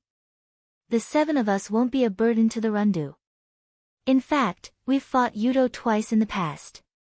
We're the most experienced in defeating Yudo." He Yan looked at Jiang Jiao's back and thought to himself, no wonder he's the young master of Shuajing Dojo. When it's time to act tough, he's never soft-hearted. Li Kuang didn't say anything, but Zhao Shiming immediately stepped forward and held Jiang Jiao's hand. He said with tears in his eyes, "That's great. The Rundu needs heroes like you." What a joke. With one more person fighting Yudo, the Rundu could hold on for a while longer. Who knows, maybe they could hold on until General Fei Hong's reinforcements arrive. Also, what did they say just now? They've fought Yudo twice in the past and won both times. This kind of military advisor is simply a timely help. For a moment, Zhao Shiming didn't care about Li Kuang's expression. He only said warmly, "Heroes, you're willing to risk your lives to come to the Rundu at such a critical time. You're really righteous. Unfortunately, the Rundu is surrounded by enemies and has no way to repay you." He turned around and saw the grapes on the table. He took it and offered it to them. "These are the Rundu's specialty grapes. Everyone, please have a taste." Jiang Jiao passed the grapes to Xiaomai. Xiaomai couldn't ask for more. She held the bowl and ate happily. Now, there wasn't much food left, let alone grapes. Everyone in the room swallowed their saliva when they saw Xiaomai eating happily. He Yan looked at Li Kuang. "I have a few words to say to Lord Li." Li Kuang stared at He Yan. He didn't dare to say that he completely trusted this young man, but he couldn't find anything wrong with him for the time being. Hearing this, he wondered what this young man was thinking. He said, "Come with me." He Yan followed Li Kuang into his study room. The rest of the people stayed outside. When they arrived at the study room, Li Kuang sat down and looked at him. He said coldly, "There's no one else here. Muan Lang, if you have something to say, say it." He Yan had worked with Li Kuang in the past, so he knew that Li Kuang still had doubts about him. This was understandable. If it were her and a group of people suddenly came and told her that they were here to help, she would also be suspicious. He Yan took out a scroll from his chest. "On the way from the Liangzhou guard to the Rundu, when I had time to rest, I carefully recalled the scenes of the previous battle with the Yudo. I memorized all the characteristics and habits of the Yudo. I fought with the Yudo twice, once in the Liangzhou guard, and once in Jiang. Land and water battles have their own characteristics. This should be beneficial to Lord Li." Li Kuang took the scroll with suspicion. As soon as he opened it, his expression changed slightly and became somewhat excited. Naturally, he could tell whether what was recorded on the scroll was true or not.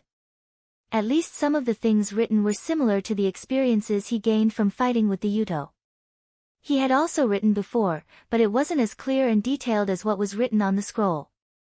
This was admittedly because he hadn't fought with the Yudo as closely as He Yan had, but there was also another reason. His own abilities weren't as outstanding as He Yan's. For a moment, as he looked at the scroll, another person's figure appeared in his mind. He Rufei. He Rufei's ability to summarize battle matters was similarly accurate. He knew how precious this scroll was, and as a result, his gaze towards He Yan became slightly gentler. He asked, "Did you write all of this?" "My brothers and I wrote it together." He Yan didn't take all the credit for himself. Everyone has their own areas of expertise. If one person doesn't see it, the other person will notice it. This way, we can avoid any loopholes to the greatest extent. Li Kuang nodded. Many thanks. He Yan looked at him. Lord Li, forgive me for asking too much, but what do you plan to do from now on? Are you going to guard the city gate and wait for General Fei Hong to bring reinforcements? If General Fei Hong doesn't come, what should we do? He Yan wasn't the first person to say this, and he wouldn't be the last either. Li Kuang sighed. Other than this, what else can we do? There aren't many soldiers and horses in the city. Although it's a good fight to the death, once the city is breached, tens of thousands of people will die under Yudo's sword. The Rundu is only the first danger. Once the Rundu is breached, Jinling will be next, and then all the way to the north. He paused and said, His Majesty wants us to defend the Rundu with our lives, so we can't leave the Rundu. He suddenly thought of something and looked at He Yen.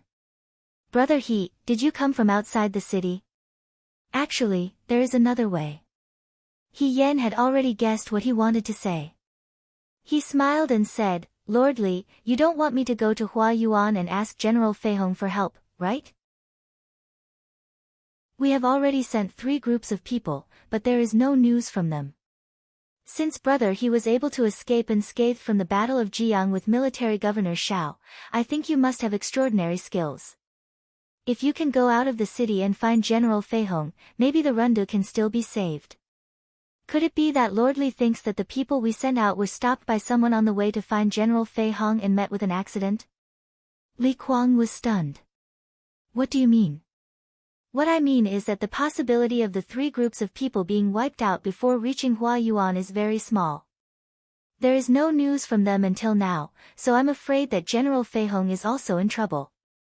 Now that everyone is trapped in the Rundu, we don't know anything about the situation outside. If we wait rashly, I'm afraid that we will harm the people in the city. He Yen didn't say it very clearly because he knew very well that the people sent by Li Kuang were probably killed by He Rufei the moment they saw He Rufei. Li Kuang had worked with General Fei Hong before. In order to prevent his identity from being exposed, He Rufei wanted Li Kuang to die without a burial place. Why would he help him, even if he was close by? In the past, based on Li Kuang's understanding of General Fei Hong, he would wait for He Rufei to come to his rescue until the end of the new year. On the way here, did you hear any news about General Fei Hong? Li Kuang was still unwilling to give up. He Yen shook his head. The man lowered his head and let out a long sigh. The plan now is to delay for as long as we can.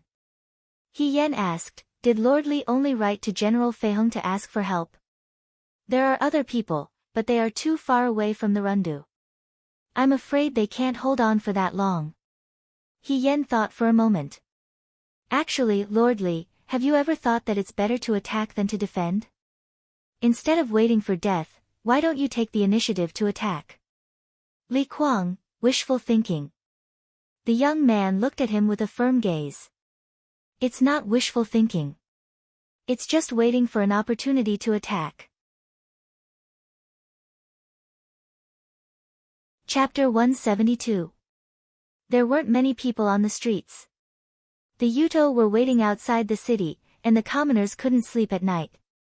The street vendors had long since closed, and the streets were deserted and desolate. The rice shops had closed several months ago, and from time to time, women with children could be seen digging for wild vegetables to eat. Unfortunately, the people inside the city couldn't leave, and the people outside the city couldn't enter. Everything that could be eaten had long since been eaten, so how could there be any wild vegetables to be seen? Occasionally, they would see a mouse, and they would happily assume that there was meat to eat. Although everyone was worried about when the Yudo outside the city would attack, hunger had long since spread to every corner of the city. When the last grain of rice was eaten, even if the Yudo didn't attack the city, something big would happen in the city. In this bleak street, someone was walking slowly. It was a man and a woman, and both of them were extremely good-looking. The man wore an indigo robe, and he looked gentle and handsome. The woman had gorgeous features, and she was charming and moving. Ing Xiang took out a piece of rations from his bag and handed it to Chu Zhao. Fourth young master, the shops here have all closed. Eat some rations to fill your stomach first. This was the rations that the soldiers in the Liang province guard had eaten when they were out. It had always been stored in a bag, so it was dry and hard. Now that there were no inns to eat at, they could only make do. Chu Xiao took it and was about to eat it when he caught sight of a little girl standing under a tree. The little girl was about 5 or 6 years old. Her face was dirty, and her clothes were tattered. She wasn't wearing any shoes and was barefoot. He didn't know whose child she was, but her eyes were fixed on the rations in his hand without saying anything. Chu Xiao smiled and walked forward. He crouched down and handed the rations to her. The little girl stared blankly for a moment, then looked around. As if she was afraid that Chu Xiao would go back on his word, she snatched the rations and stuffed them into her bosom. She turned around and ran, quickly disappearing at the end of the deserted street. Chu Xiao stood up and Ing Xiang said, "Fourth young master, it's fine." He shook his head. "The rundu won't last much longer." Ing Xiang was somewhat worried. The two of them left the Liangzhou guards and hurried back to Shuajing. As soon as they arrived at the rundu, Yuto followed them. The city chief soldier Li Kuang gave the order to guard the city gate. They could neither enter nor exit, and were trapped here instead. "We have to leave the rundu as soon as possible," Ing Xiang said softly. "Yuto has been trying to attack the city for the past few days. I think the main attack will be in the next few days. Once the city is breached, we will also be in danger." Those Yuto were cunning and ruthless. Even if Chu Xiao had a way to escape unscathed, she was still a woman after all, and an extremely beautiful one at that.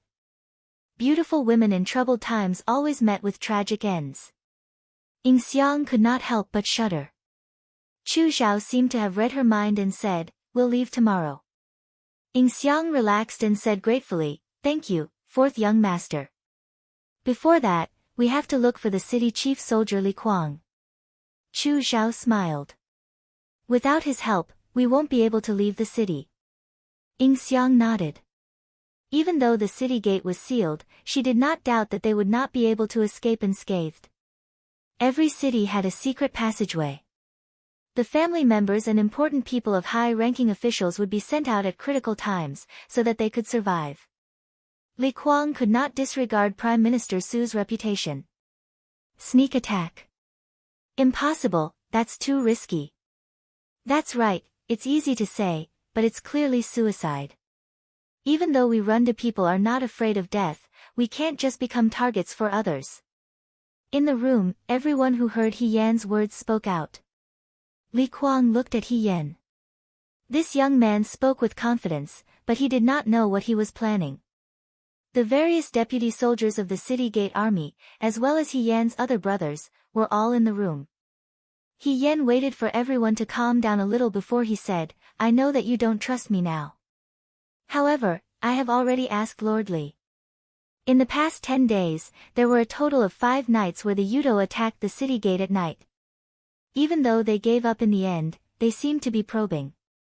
In the past 3 days, the Yuto did not make any moves. Based on my experience of fighting against the Yuto, it's not a good thing to be quiet at this time. The Yuto are probably planning an all-out attack. They have already figured out the situation in the rundu city. The soldiers in the rundu city have been exhausted by the Yuto for a long time. Their morale and stamina are not as good as before. If the Yuto launches an all-out attack, the city gate will definitely be breached." "What makes you say that? Are you cursing us?" A deputy soldier who looked a little irritable said angrily. "Can the truth be called a curse? Can you only listen to good words?" Wang Ba immediately said sarcastically, "Then I can say right now that the city gate of the rundu city is as stable as stone and iron. It's impossible for the city to be breached, not in this lifetime. Do you believe that? Ask anyone on the street if they believe it or not. The rundu city's defense is based on self-deception. I've never seen such a fucking funny thing." He originally came to the rundu city with He Yan because he was willing to sacrifice himself for righteousness. Now that his hot-bloodedness was not being cherished, he immediately turned his hot-bloodedness into anger and scolded that person until he was speechless. The atmosphere was a little tense. Huang Xiong looked at Li Kuang and said, "Lord Li, my brother, he is not simple. He is very proficient in the art of war. In the Liang Province Guard, he is the best besides military governor Xiao. He spared no effort to flatter He Yan. Since he said that we can launch a sneak attack, then he must have his own way.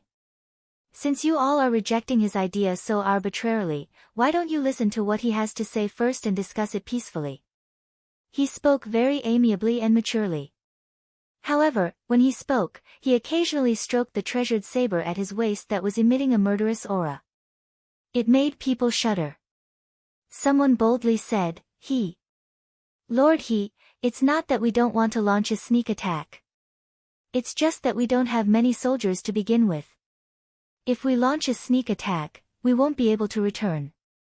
There will be even fewer soldiers guarding the city. Moreover, those Yudo are watching the city gate very closely. I'm afraid that before we even leave the city, we will be shot full of holes by their arrows. How can we sneak into their camp at night?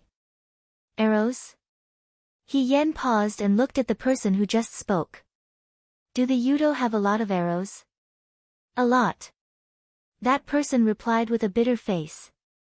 Actually, when the Yudo first came, we were fighting with them on the city gate. However, later on, our arrows became very few, but they still had a lot of arrows. Previously, someone had planned to ambush and assassinate their commander, but he didn't expect that the moment he stepped out of the city gate, he would be shot full of arrows before he could even sneak in. Those Yudo chopped off his head and hung it on a tree outside the city to make fun of him. At this point, everyone present was so angry that their eyes were about to burst. This kind of provocation was really unbearable. You mean, we have very few arrows, but they have a lot of arrows? He Yan asked. The other party nodded. He Yan looked at Li Kuang again. If we lure those Yudo to the city gate when we launch a sneak attack, and the archers on the city gate tower are ready, how many Yudo can we kill? Thousands to 10,000, Li Kuang replied. But we don't have that many arrows. We do. Everyone was stunned. Then let those Yudo make arrows for us. The young man smiled, his eyes were shockingly bright. For a moment, Li Kuang thought of another person. He didn't see the face under the mask that year, but he remembered that pair of eyes, just like the eyes in front of him, confident and calm.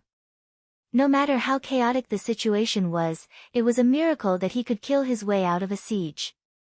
With him, the morale of the army was stable, and they would never give up. What do you want to do? He came back to his senses and asked. I need to gather all the craftsmen and women in the city to make straw dolls for me. It was late at night. In the wilderness outside the city gate, thousands of tents stood quietly. Looking from afar, the wilderness seemed to have turned into endless hills, and the atmosphere was astonishing. Patrolling soldiers were walking around nearby. Wyatt, the leader of the Rundu that led the army to attack the Rundu, was holding a jar of wine and pouring it into a bowl. The fragrance of the wine was strong, and after drinking a bowl, he patted his stomach and smacked his lips. This is the wine brewed by the Rundu people. What's the difference between it and sweet water? It's just a woman's preference. Everyone in the Dawei likes to drink this, no wonder they're so weak and timid. One slash and they're broken. The trusted aide said flatteringly, yes, yes, yes, how can the wine of the Dawei compare to the strong wine of the Yudo? Wyatt laughed and said, go to the captives and pick a few women. The Rundu people had closed the city gates, but when they were stationed here, there were still many people wandering outside the city. This included the villages nearby. The Yudo soldiers swept these villages clean, leaving only the women behind and killing everyone else, not even sparing the children. The wine had also been stolen from the village. The commoners did not even have the strength to truss a chicken. They easily destroyed the entire village as if they were chopping melons and vegetables. The Yudo envied the Dawei people, but they also looked down on the Dawei people. They envied the Dawei people for their beautiful silk, exquisite porcelain, vast land, and beautiful houses. They lived in the desert, beside the grasslands, and there was nothing but the sound of the wind. They looked down on the Dawei people for being weak and timid. They didn't even have the ability to protect themselves. They defended their so-called benevolent government and waited for others to invade. A piece of meat that no one protected would always attract all kinds of gazes. The Yuto had been silent for many years, and finally couldn't take it anymore. "We've already waited here for a month," the trusted aide said. "Hirufei still hasn't come." Just as the king said, "Hirufei won't come again." Wyatt laughed. "That's great." The Dawei valued the civil and despised the military. After so many years, they had produced many generals, but the ones that remained were General Fei Hong and General Feng Yun.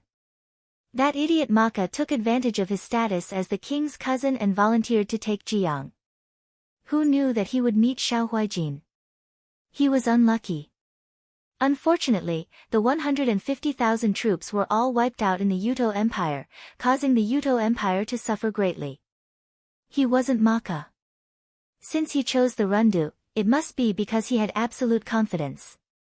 There's a saying in the Dawei, "Busy as fire on the other side of the river, cold as ice on the other side of the river." What we're doing now is watching the fire on the other side of the river. So what if General Fei Hong can't be killed in a head-on clash? He'll have other weaknesses. The battle had not even started, and these Runda people were already scared out of their wits. This showed how powerful the Yuto army was. He immediately said, "Order the archers to prepare. It's a good opportunity to practice their aim. Those who didn't get enough last time can practice their archery this time. There won't be many such good targets in the future." The Yuto archers immediately went to prepare. Arrows flew towards the people on the ropes. In just a moment, those people were turned into porcupines. One person was hit by countless arrows. The Runda people seemed to have realized this and quickly put away the ropes and replaced them with new people. Wyatt was amused. "I think they've really gone crazy. This is what the Dawei people call it, the courage of the ignorant." His trusted aide racked his brain and came up with a phrase. "What courage of the ignorant? I think it's the stupidity of the ignorant." Wyatt laughed and ordered loudly, "Next batch of archers, get ready." On the city gate tower, ropes were constantly being hoisted up. Each rope had many people on it. These people's chests and backs were full of arrows. When they were fished up, they did not look like humans at all. They looked like targets, which made one's hair stand on end. But if one looked closely, one would realize that these were all straw men. They were dressed in black and under the cover of the night, they were no different from real people. Xiao Mai excitedly said, "So many arrows, so many arrows. Ahigu, we're rich." "Rich my ass." Wang Ba was disinterested. "These aren't money. They can't be eaten." On the other hand, Li Kuang was very excited. He was almost in tears. They didn't have any arrows and could only be beaten by the Yuto. They didn't even dare to show their faces on the city tower during the day. The sentries patrolling on the city tower would be killed by 1 or 2 arrows every day. They didn't have enough arrows to fight back. But now, they had. This batch of black-clothed scarecrows brought out countless arrows. He Yen released another batch. Before the Wu Tua people discovered them, they would be able to harvest a lot. What kind of miracle was this? This was a business without any cost. During the day, He Yen asked Li Kuang to gather all the craftsmen and women in the city to make straw men. When the people heard that it was to deal with the Yuto, even the children joined in. In just one day, they made a lot of straw men. He Yen also asked Li Kuang to borrow a lot of black clothes for the straw men to wear. When this plan was first proposed, Li Kuang was still skeptical. Would the Yuto really be so stupid? Would they really obediently send the arrows over? The scene in front of him had already confirmed his doubts. The Yuto was really that stupid.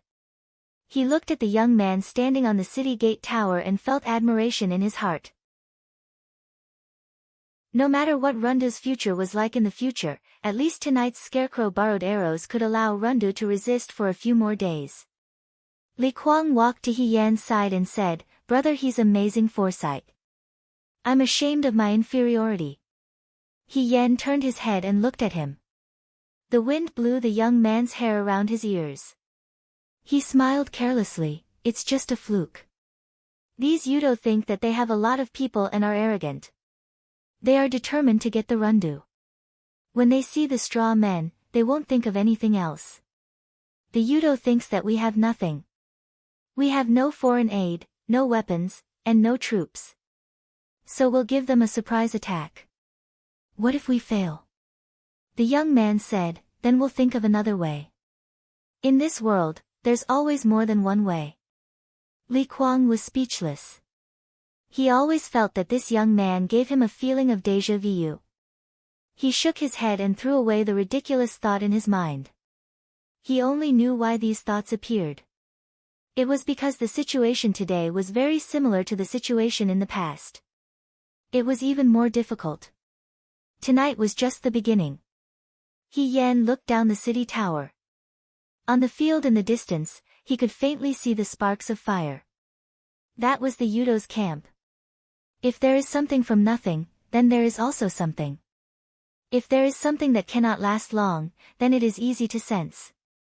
If there is something from nothing, then it will become real from nothing, and it will become real from nothing. If there is nothing that cannot be defeated, then there will be defeated enemies. Back then, when He Yan read this paragraph in the military book, he was also very puzzled. He took the military book and went to find Lu Buang. Lu Buang only said, "Nothing is fake. The purpose is to cover up the truth. If you want to successfully create something from nothing, you have to grasp the other party's mentality. This is the highest level of the battle of wits between generals." He Yan had fought with the Yudo 3 times. Every general of the Yudo looked down on everything and was especially proud and arrogant in their hearts. Perhaps it was related to their country's worship of powerful military force. They thought that they had everything with troops and horses, but they forgot that arrogant soldiers were bound to be defeated. She looked at the arrows flying over endlessly, and a smile appeared on her lips. Change to the next batch. The arrows flew in the direction of the Runda city gate aggressively. What's wrong with the Runda people? Aren't they afraid? How many people have we changed? A Yudo soldier asked. Hyate also had some doubts in his heart. These Runda people seemed to be coming endlessly to die. It had already been several hours. Were they going to kill all the Runda soldiers here?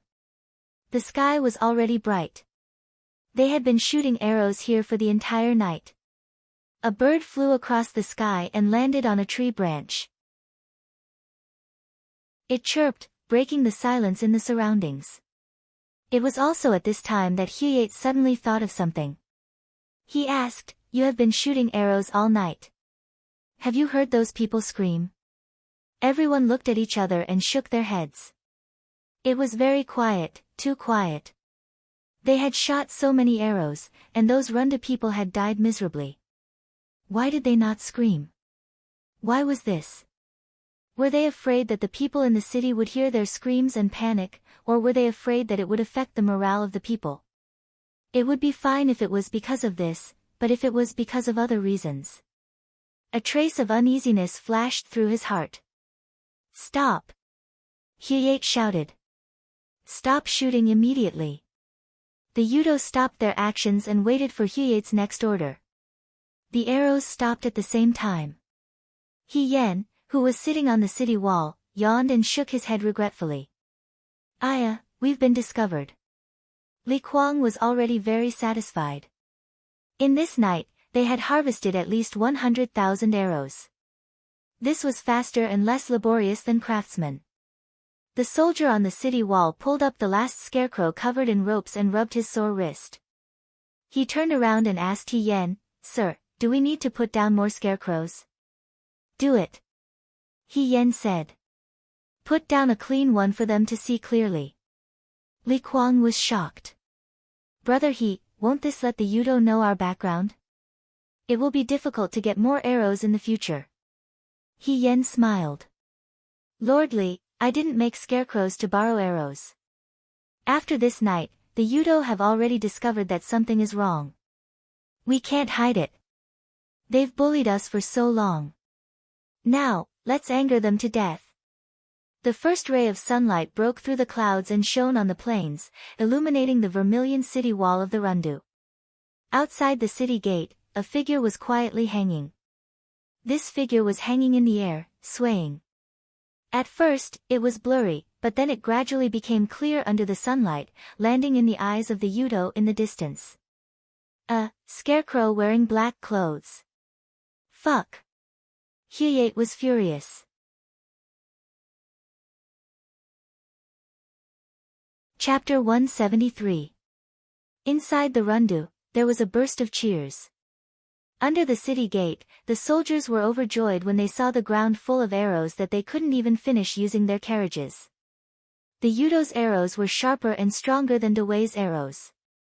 Now, they could obtain tens of thousands of arrows without any effort. No one expected such a thing to happen. Borrowing the arrows was secondary. The most important thing was that the grievances they felt from being attacked by the Yudo all these days were swept away. The Yudo had set them up, and this time, they made the Yudo suffer such a big loss. They were speechless. They're just a bunch of boorish people who only know how to use their strength. Zhao Shiming stroked his beard and said with a smile, they don't know how to use their wits. He looked at the young man who was walking at the front and jogged to catch up with him. This time, it's all thanks to Xiao He. Xiao He's already called Xiao He. He Yen smiled, if everyone in the city didn't work together to make so many scarecrows, I wouldn't be able to do this alone. Zhao Shiming's impression of this young man became even better. He thought to himself, no wonder he was promoted to an official at such a young age. He didn't steal the credit nor was he arrogant. His temper is much better than Li Kuang's. He asked, then what do we do next? He Yen turned to look at the old man, then looked at the people around her. The soldiers around her were also staring at her with burning eyes. When she first arrived at the Rundu, she only felt that the city was lifeless. Everyone was just waiting for death to come. Now, only one night had passed, and there was something called hope in their eyes. Hope was always very precious. I will discuss the next plan with Lord Li. However, there's one thing that I need your help with, Lord Zhao. He Yen said. Zhao Shiming quickly smiled and said, of course, of course.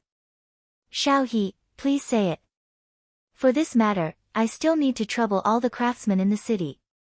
She lowered her eyes, help me make a mask. The sooner the better. In the hall, Li Kuang turned around and looked at the two people in front of him. Yi Luo stood behind Li Kuang and stared at the beautiful woman in the room. Ying Xiang handed over the token and scroll. Li Kuang took them and looked at them before saying to Chu Zhao, so it's fourth young Master Chu. The name, fourth young Master Chu, was much more famous than the Wuan Lang who had come that day. After all, he had a father who was known throughout the country for being a playboy, and a teacher who was powerful enough to overturn the imperial court. He was also born handsome and gentle. It was hard not to notice such a person in the crowd. Lord Li, my young master was trapped in the Rundu on his way back to Shuajing. Now that the situation in the Rundu is like this, the Prime Minister has ordered us to ask Lord Li to escort my young master out of the city. When Yi Luo heard this, he let out a sigh of relief. This woman was so beautiful. If she stayed in the Rundu, it would be unsettling. What if Li Kuang took a liking to her and took her as his concubine? She couldn't give up her position as the most favored concubine. Li Kuang looked at Chu Zhao and said, it's not difficult. No matter how dissatisfied he was, he had to give face to Su Jingfu.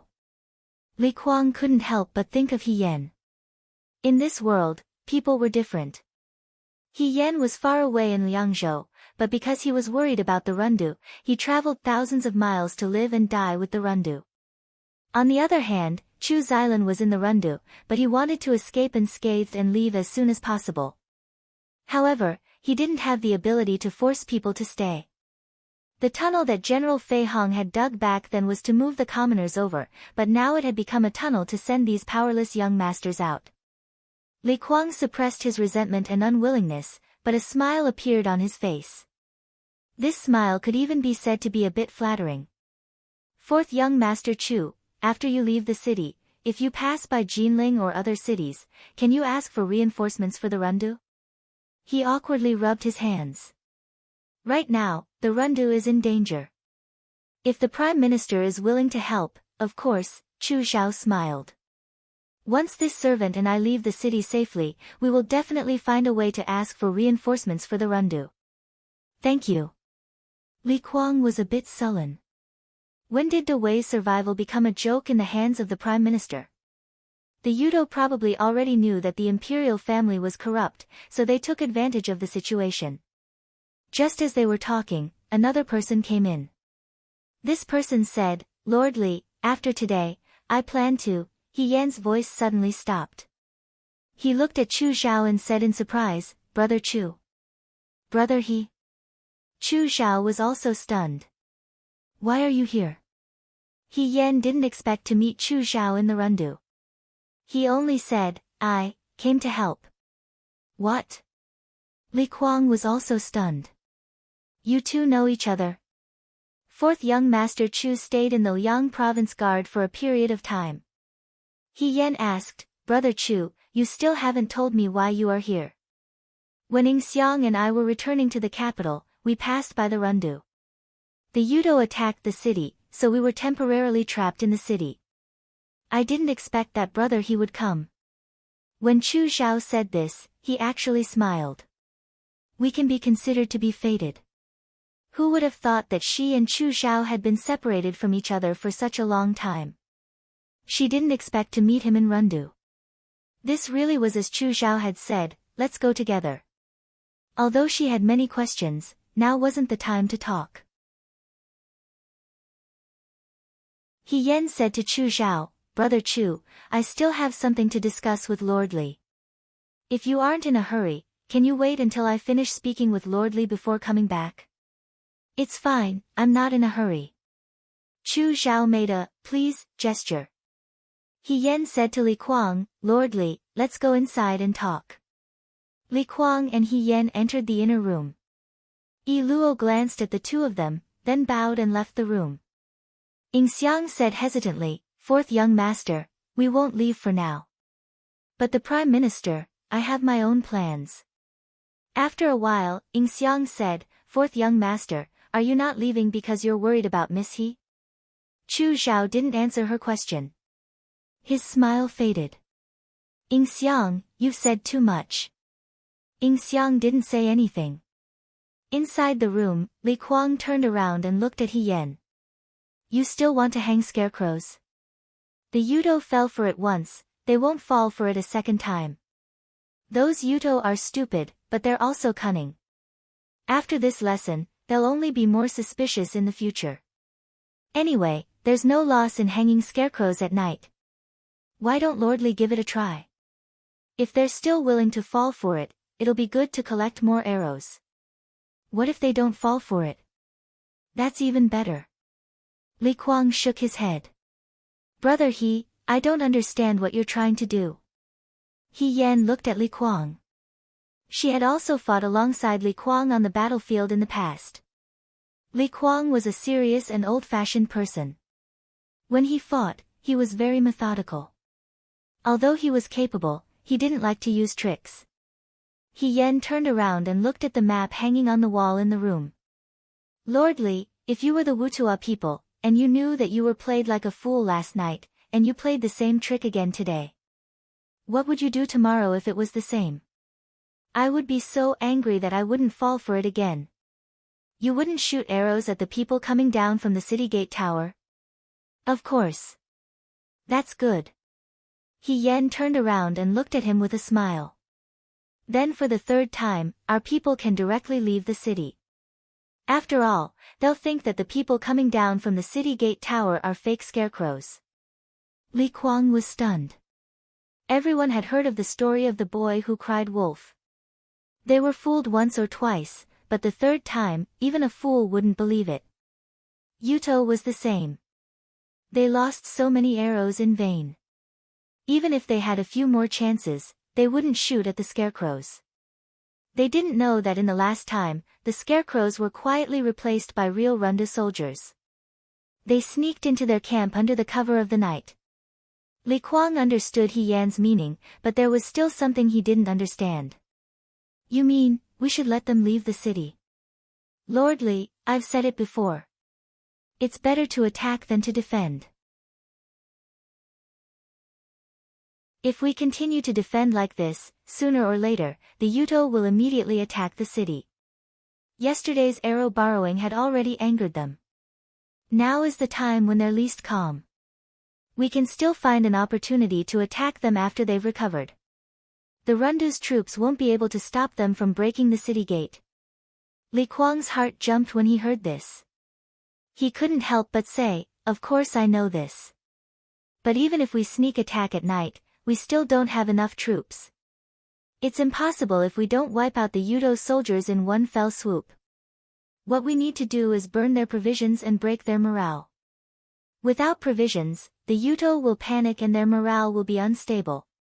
They will be even more hesitant against the Rundu and buy us some time. He Yan said, Lord Li, ask for help from Jinling. Jinling? He Yan looked at him. Lord Li, don't place your hopes on hopeless people. General Fei Hong won't come. If he came, he would have come a long time ago. If the Rundu wants to defend, we must find another way to survive. No matter how much you trust Hirufei, the lives of tens of thousands of Rundu's citizens cannot be compared to your trust. The young man's eyes were firm and his tone was unquestionable. For a moment, Li Kuang's heart wavered. After a while, he looked at He Yan. That's easy for you to say. Even if you sneak attack at night, how can you guarantee that you can burn the Yudo's provisions? They have a lot of troops guarding the provisions. I'm afraid that before they even get close, they will be discovered by the Yudo soldiers. 500 men. What? I need 500 elite soldiers, the young man said. Lord Li knows better than me what the vanguard means. With me as the leader, the 500 vanguard will definitely burn their provisions. Even if we die on the battlefield under the blades of the Yuto, it doesn't matter. Lord Li, please continue to defend the city. Don't waste everyone's sacrifice. Of course, she said. If we can bring back Huye's head, that would be even better. Ever since the day the scarecrow borrowed the arrows, for 3 days in a row, when night fell, dozens of ropes would slowly hang down from the Rundu's city tower. There would be people hanging on the ropes that would fall to the ground. Not long after, another group of people would follow the same pattern. At first, the Yuto would test the waters by shooting dozens or hundreds of arrows. In the end, they were too lazy to be fooled and only shot a few scattered arrows before stopping. All the craftsmen in the city gathered together and worked through the night to make masks. Wang Ba dragged an ox cart full of boxes over. He and the others moved all the boxes to the ground and said to He Yan, it's all here. Under everyone's gaze, He Yan walked forward and bent down to open the lid of a box. The box was filled with masks. Zhao Shiming picked up a mask and looked at it. He saw that the mask had a green face and fangs, and its eyes were like copper bells. It was very scary.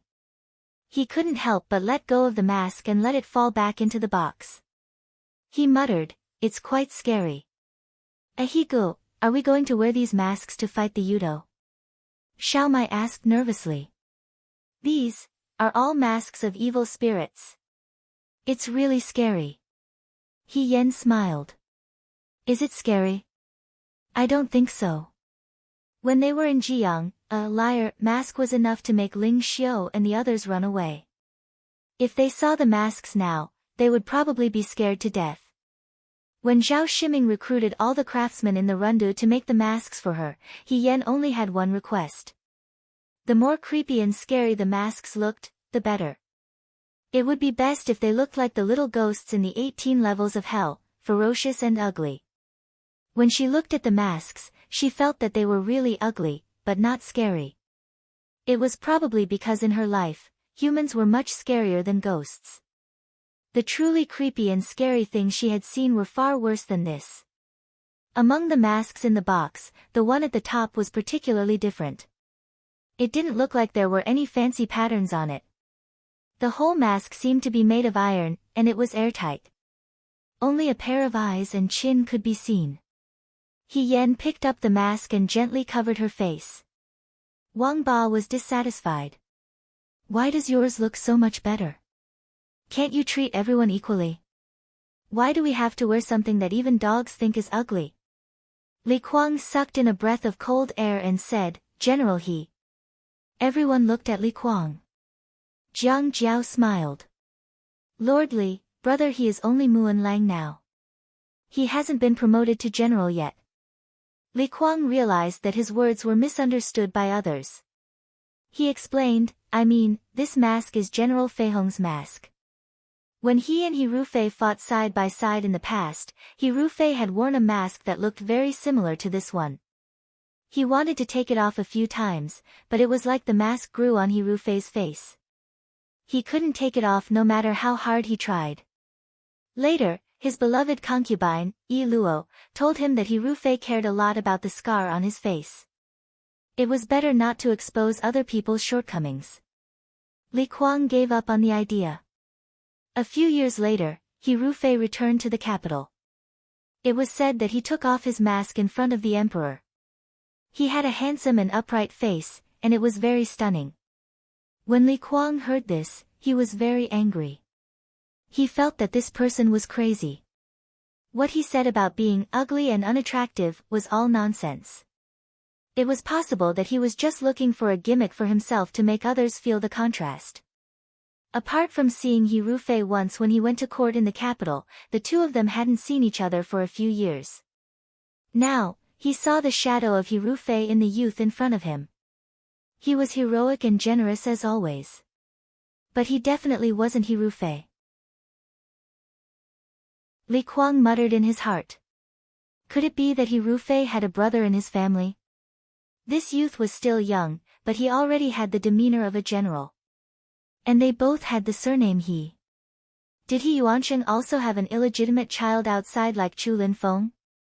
He-Yen didn't know that Li Kuang's thoughts had already drifted so far. On the side, Jiang Jiao asked, General Fei Hong's mask. Lord Li means that this mask is very similar to General Fei Hong's mask. It had been too long. He couldn't remember the details of He Rufei's mask, but he felt that it wasn't far off. He nodded, it's very similar. He-Yen smiled slightly. Ever since He Rufei replaced her as Fei Hong, she never thought that there would be a day when she would wear this familiar mask. Brother He, what are you trying to do? Huang Xiong was puzzled. Fake and real, real and fake. Huyate also hasn't seen the real General Fei Hong. But he must have heard of the masked general's fierce battle with the Western Chang people. If I wear this mask and kill my way into the enemy camp, they won't know who's under the mask. Their hearts will be wary, and their morale will be in chaos. That will be our chance. You. Li Kuang suddenly understood. I want to pretend to be General Fei Hong, the youth said. The night gradually deepened, and it began to drizzle tonight. The sound of insects could be heard in the wilderness. The Yuchuo soldiers were resting in their tents. A few days ago, Li Kuang's scarecrow to borrow arrows in run had caused them to waste 100,000 arrows. They had been cleaning up these past few days. 100,000 arrows was not a small number, and their original plans had to be changed. Huyate was flustered and exasperated, and he killed several archers. And Li Kuang's scarecrow to borrow arrows continued. Every night, there would be scarecrows hanging down from the city walls. At the beginning, the Yuchuo soldiers still had vigilant thoughts when shooting arrows, but later, they were no longer fooled, and even felt that Li Kuang's actions were mocking and humiliating them. Huyate angrily said, when the day comes, I will bury all the Runda soldiers alive. I will chop that bastard Li Kuang into pieces in front of the entire Runda city. After all, being played in circles was truly too shameful. He was still mocking Maka earlier, but he didn't expect that it would be his turn so soon. General, what if Li Kuang releases those scarecrows again tonight? The subordinate asked. What do we do? Hyate asked with a dark face. Do you want me to be a fool again? Idiot. The subordinate didn't dare to reply. On the city walls, Hien, dressed in black, was currently tying ropes around her body. Behind her, there were 500 elite soldiers that Li Kuang had selected for her from the Runda soldiers, each of them outstanding in their own way. Xiao Mai and Hong Shan weren't originally part of the Liang province vanguard, and their skills were only average. Looking at the brothers preparing, Xiao Mai worriedly said, Gu, those Yudo, will they really not shoot arrows here? If they shoot here, wouldn't it be too late for everyone to turn back? Hien stood on her tiptoes and patted his head. Although Xiao Mai had already grown taller than her, there were many times when he was more like a child, which always made Hien think of Yunsheng. She patiently said, all things under the heavens are born from something, and something is born from nothing. On the first day, we used the scarecrow to borrow arrows to create this kind of illusion, and purposely let the Yudo see through it. They thought that they knew our plan and let down their guard. After that, they turned nothing into something, turned what was false into reality, and turned what was false into reality. When our people really attack them at night, Hyate will definitely think that it's fake and won't be on guard. We will take advantage of this opportunity to catch them off guard. But how can you be sure? Xiao Mai didn't give up. Hien said, there is nothing in this world that can be confirmed for sure. I can only try my best to guess what Hyate is thinking. This was a psychological battle, and also a huge gamble. Hien turned her head and looked at the people behind her. These carefully selected Runda soldiers, because of the long time spent fighting the Yudo, looked very thin and weak, but their eyes were burning with fire. They were attacked in front of their home, and now they finally had a chance to fight back, even if the price was their lives. The Wei men didn't care. When we go down, maybe the Yudo won't shoot arrows, but maybe they will. The brothers who are shot must not make a sound or move. Hien paused for a moment, then continued, only when we treat ourselves as scarecrows, will the Yudo believe that we are really scarecrows. Li Kuang's face was solemn, he naturally knew what Hien meant. When there is war, there will be sacrifices, especially tonight's 500 elite soldiers. If they made a sound or moved after being shot, it was very likely that the Yudo would find out. At that time, all their previous efforts would be wasted. But to endure the pain of being shot was too difficult, too difficult.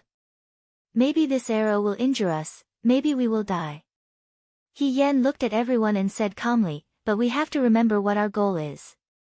Even if we die, we will die to protect the Rundu. The Yudo's arrows don't have a specific target, it can hit anyone, including me. I need you to understand the possible consequences.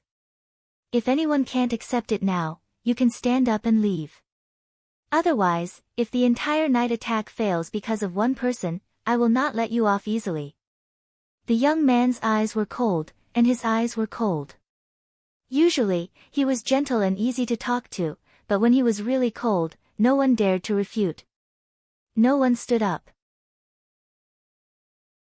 Li Kuang was surprised to find that he had unknowingly handed over the command of the Rundu to this young man. He was still young, and he didn't even know this Muan Lang called Hien.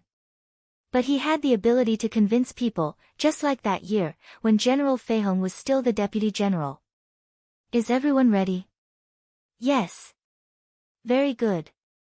Hien curled her lips and put the mask on her face.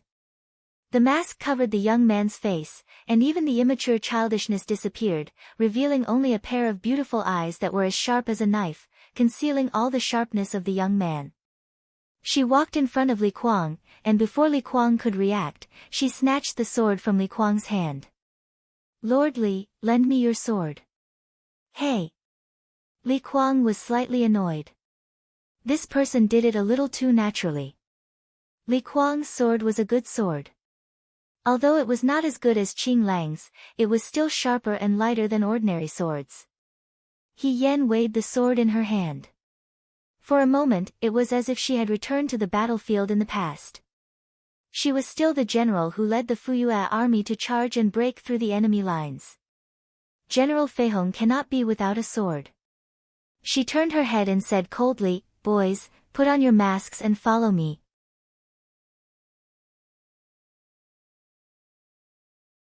Chapter 174. It began to drizzle in the night. The wind suddenly picked up, and the drizzle carried a trace of coldness as it fell into the vast wilderness. Many of the torches near the tents were extinguished by the wind. The Yudo soldiers cursed. When they were stationed outside, it was better to have a sunny day than to have a rainy day. For a moment, their gazes towards the city were filled with greed and savagery. The Rundu could live in houses that could shelter them from the wind and rain. It was said that Jinling had countless beauties, and when they reached the capital, there would be endless good things. An ordinary concubine in the imperial palace had better food and clothing than the ministers of the Yudo kingdom. Soon, when Lord Huyate gave the order to attack, the lord of the city would be theirs. The Yudo soldiers looked at the tightly shut city gates as if they were looking at a fat dog. Their eyes were filled with greed. At this time, a rope hung down. Under the night sky, a figure could be seen dangling from the rope. Not long after, many ropes appeared at the same time, each with several figures dangling from them. The patrolling Yudo soldiers said, "Quickly go and tell the general that the Rundu have released scarecrows again." Huyate was drinking in the camp. When he heard the news, he sneered. "They really think that we send them arrows every day. Tell the others to just release a few arrows. If there are any more, even if they break, we won't give them to those Dawei spineless people." The subordinate accepted the order and left. The rope swayed slightly. He Yan was one of the first to descend the tower. Her movements were extremely fast, and in the blink of an eye, her feet touched the ground. Before she could steady herself, she heard the whooshing sounds of arrows above her head. Her heart tightened. The Yudo had released arrows. This was actually within her expectations. Before this, she had already ordered people to release scarecrows twice. However, she couldn't prevent the vigilant Yudo from occasionally releasing a few arrows to test the waters. These arrows might have missed, or they might have hit some of the soldiers, but there was no sound. Other than the sound of the rain and wind, there was no other sound. As she said, no matter how painful it was, she had to endure it. Only by treating herself as a scarecrow would the Yudo believe that the one tied to the rope hanging from the tower was a scarecrow. A soft sound came from beside him. There were people coming down from the left and right. 500 elite soldiers followed closely behind and landed on this piece of land. Time was running out. Fortunately, the Yudo only fired a few arrows at the beginning, and then there was no more movement. Probably because they did not hear anything, they were sure that today was the same as before, Li Kuang's trick of borrowing the arrow, so they did not want to be fooled again.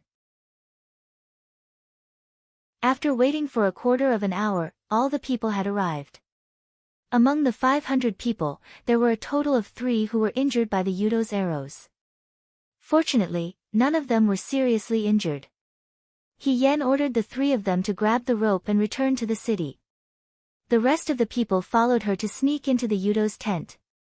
The night rain was the best cover. The curtain of rain covered everything, and everything in the world was shrouded in darkness. Near the tents, patrolling soldiers were walking around with shaky torches. The Yudo soldiers and horses were very relaxed. They probably thought that victory was inevitable, and they did not believe that the Rundu's soldiers and horses would dare to walk right into their trap and launch a sneak attack. Even the patrolling soldiers were not very serious about their patrols. The wilderness was vast and empty. There were not even trees for shelter, only short shrubs and stones. The Yudo's camp was very convenient. This kind of place could not hide many people. But at the same time, in this kind of place, it was very easy to find where their supply camp was located. He Yan gestured to the people behind her. All the elite soldiers followed her instructions and sneaked into the nearby tents. They had to find the place where the supplies were stored first. He Yan waved her hand. Jiang Jiao, Wang Ba, and the others followed her. The Liangzhou guards were familiar with each other and knew how to cooperate. It was best for them to find the place where the supplies were stored and burn them. A Yudo soldier sat in front of the tent and drank. The Yudo was crude and liked to drink strong alcohol. He disliked the Rundu's wine for being too sweet and tasteless, but he was reluctant to let go of it. He poured the wine from the exquisite wine jar into his mouth and casually threw it at his feet without any reluctance. Although the wine was sweet, it was still wine. Not long after, he felt a little tipsy. He stood up shakily and walked to the shrubs on the edge of the wilderness. He undid his pants and was about to pee. Halfway through, he suddenly felt someone patting his shoulder. He thought it was the other soldiers who followed him. He turned around impatiently and saw the face of an evil spirit behind him, smiling eerily at him. When people were especially scared, they could not even make a sound. This Yuto was the same. His mind went blank for a moment, and he felt his whole body turn cold. Before he could say the word ghost, a cold light flashed in front of him. With a soft thud, his head fell to the ground. The masked man squatted down and dragged the man's body into the depths of the bushes. Not long after, there were no more traces of the Wutua people outside. Only then did a black shadow quietly sneak into the camp. At the same time, countless evil spirits appeared in the Yudo's camp and silently took away the lives of a large number of Yudo. Before these Yudo died, they did not know who killed them. They only remembered that a ghostly face had suddenly appeared in the darkness, and it was eerie and terrifying. Another Yudo fell. He was dragged into an empty tent and pretended to be asleep. The two masked men nodded to each other, and a trace of pleasure flashed in their eyes. 500 people, except for He Yan, and 500 evil spirit masks. The black-clothed youth with a biting cold expression said to them, "The Yudo believe in ghosts and gods and reincarnation. They kill people like flax and do all kinds of evil, but they insist on worshipping Buddha statues in every household.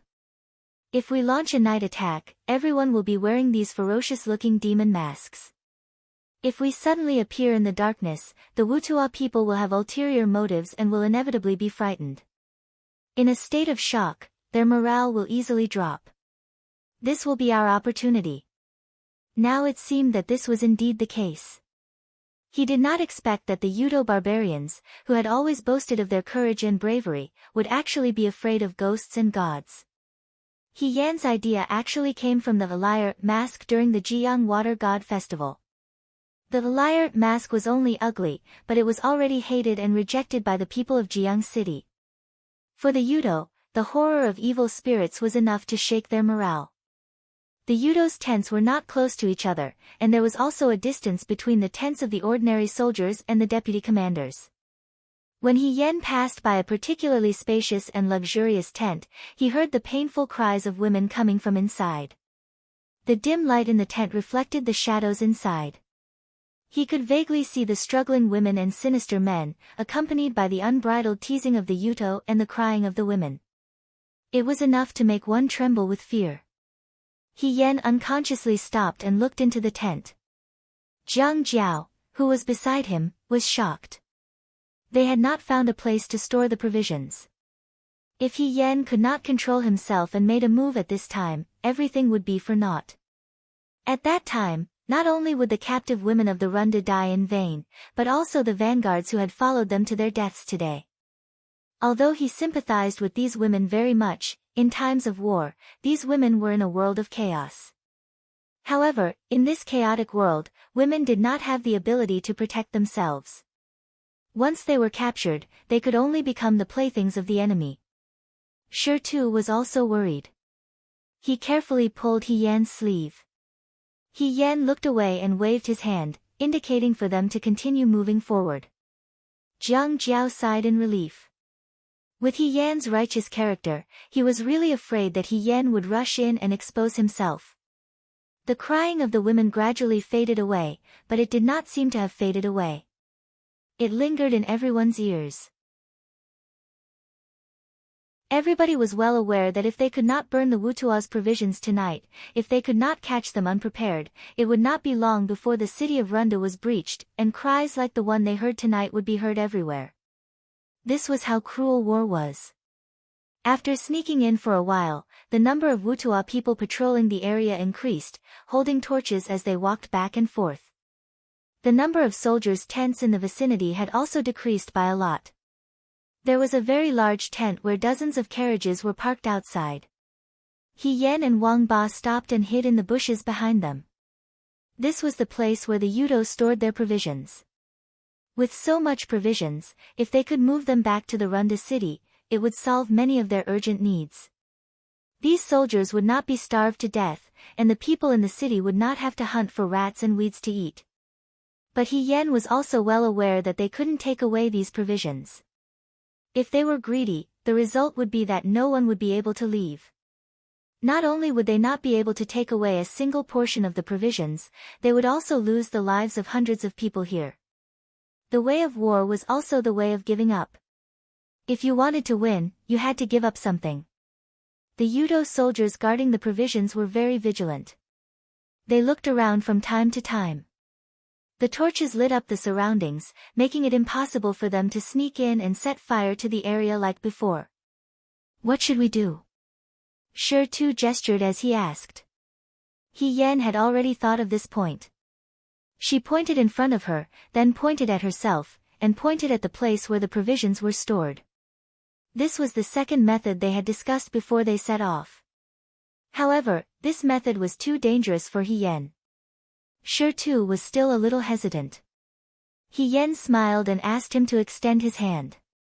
She stretched out her index finger and wrote on his palm. Everyone looked carefully and saw that she was not writing. Instead, she had drawn an imaginary hill and inserted a flag.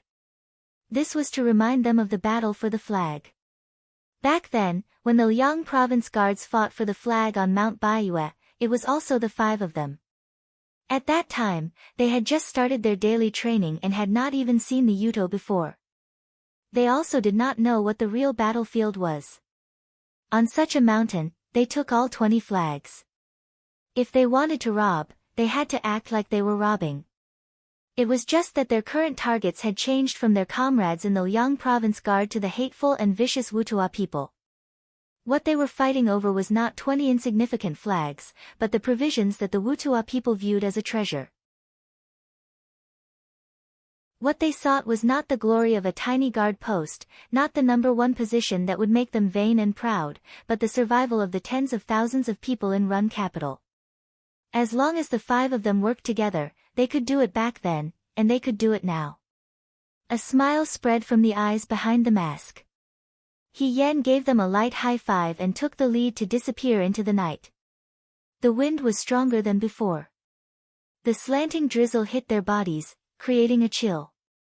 "Did you hear something just now?" a patrolling Yudo soldier asked his comrade beside him. "The sound of the wind," his comrade replied indifferently. "What, after staying outside the Runda city for so long, even you have become as timid as the Dawei people?" The Yudo soldier did not answer. He only looked into the distance in confusion. Just now, he seemed to have heard a faint cry. He looked around again and asked, "Aren't there fewer patrolling soldiers with torches?" The Yudo soldiers were all sleeping in their tents, while the patrolling soldiers stood guard outside. Even though the night rain had extinguished some of the torches, it was not enough to extinguish the people as well. He walked over and happened to walk in front of one of the tents. The wind rustled the wild grass outside the tent, bringing with it a strange smell. He was not unfamiliar with this smell. In fact, he was extremely familiar with it. Every day in the captive camp, in the village outside the Runda city, they had sensed this smell countless times. This was the smell of blood. The Yudo soldier was stunned. He stood in front of the tent, holding a torch. After hesitating for a moment, he walked in. The smell of blood in the tent was even thicker. Everyone was sprawled on the ground, seemingly in deep sleep. That is, if one ignored the large pool of blood on the ground. Men, there's enemy, the Dawei people have launched a sneak attack on the tents. The patrolling soldier had just shouted this when he saw a flash of a blade in the darkness. Immediately after, he felt a chill on his neck and his body fell to the ground. The torch fell to the ground. He struggled to move his eyes, and he saw a ghost with a green face and fangs staring at him menacingly. The sound of a bugle horn echoed through the plains outside the Runda city, and countless Yudo soldiers were awakened from their dreams. The Dawei people have launched a sneak attack on the tents. The night and the wind covered the smell of blood. When everyone got up to check, they found that many of the Yudo soldiers in the tents had already been killed in their sleep. The blood flowed out of the tents and into the soil of the plains. Together with the rain, it watered the land of the Dawei. Hyeyate pulled out the long blade at his waist and said angrily, "The Dawei people dare to launch a sneak attack at night. The Yudo warriors will not let them return. Kill all the Dawei people for me." Murderous aura rose from all directions. The battle cries and shouts of battle could be heard from the tents. "Ghost, there's a ghost." This was the scream of the Yudo. "Where's the ghost?" "It's the Dawei people." "No, it's a ghost." The black-clothed men surged out from all directions. Their faces were like malicious ghosts, and their expressions were savage. They silently appeared beside the Yudo and easily reaped their lives. The Yudo were originally savage and bloodthirsty, but when they saw the malicious ghosts in the night, their morale plummeted, and they immediately fell into chaos. Hyeyate shouted angrily, "What malicious ghosts? This is all a scheme of the Dawei people. Look clearly for this general, they are wearing masks. If anyone does not fight with all their strength and is afraid of the enemy, I will punish them according to military law and execute them all." Hyeyate's words were so powerful that the other Yudo soldiers did not dare to retreat. However, the fear in their hearts would not disappear just because of a few words. The masks made by the Runda craftsmen were extremely terrifying and sinister. They did not speak, and anyone who saw them would feel some fear. The Yudo soldiers were at a loss. On the other side, outside Hyen's tent, everyone could already hear the sounds of chaos coming from outside. However, the Utopian soldiers guarding the provisions only had strange expressions. They did not move, instead becoming even more vigilant as they scanned their surroundings. At this moment, a figure suddenly appeared. His movements were extremely fast, like a blur, and he wanted to approach the provisions. The Yudo soldiers immediately shouted, "Someone's coming." The sound of swords clashing rang out. Only then did the Yudo soldiers clearly see that the newcomer was a black-clothed man wearing a mask, but only one person? A single person dares to burn the provisions. The Yudo soldiers laughed.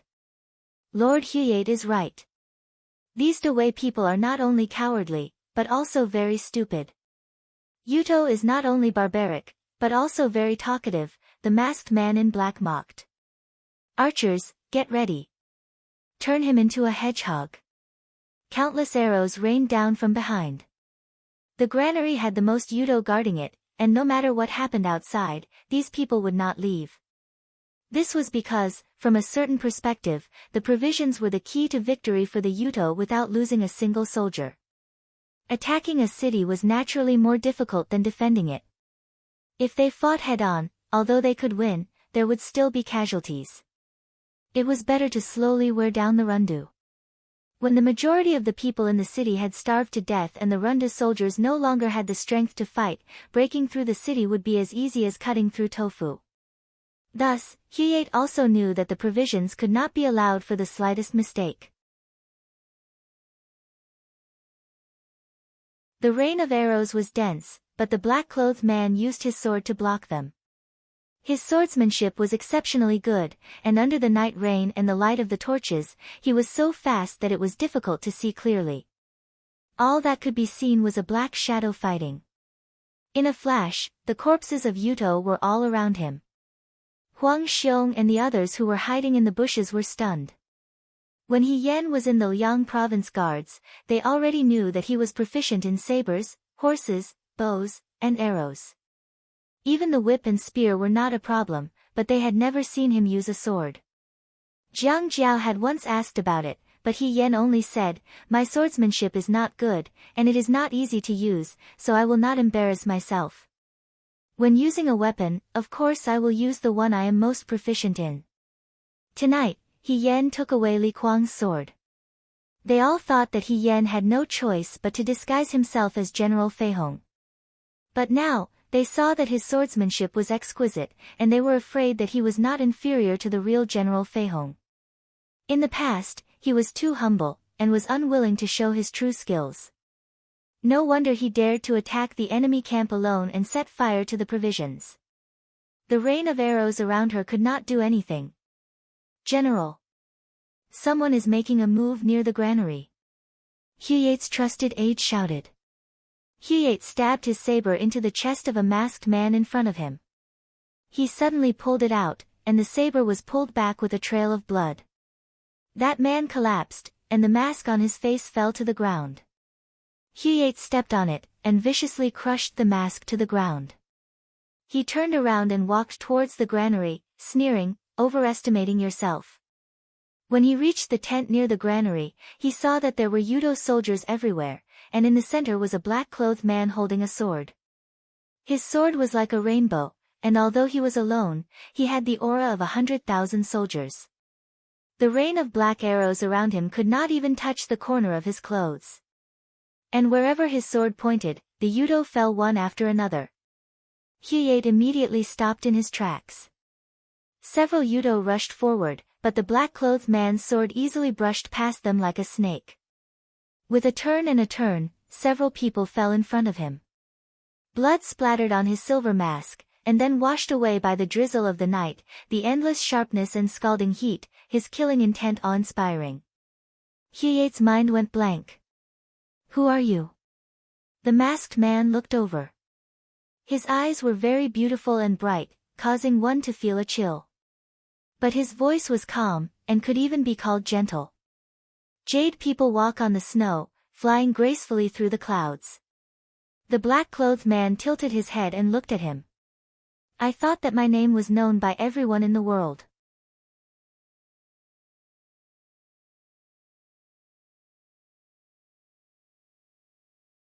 Chapter 175. Jade people glide through the snow, flying gracefully through the clouds. The black-clothed man tilted his head and looked at him. "And here I thought that everyone in the world knew my name. General Fei Hong? Hiru Fei." Huyate was shocked and blurted out, "Impossible." "Why is it impossible?" The eyes under the mask stared at him, the corners of his mouth curled up in a mocking smile. "Why is it impossible?" Huyate was the bravest general of the Utopia, but at this moment, he subconsciously retreated as he yelled, "Charge! Kill this person, and the king will reward you handsomely." Countless arrows and silhouettes rushed up, but the masked man easily dodged every blade and arrow that rushed towards him.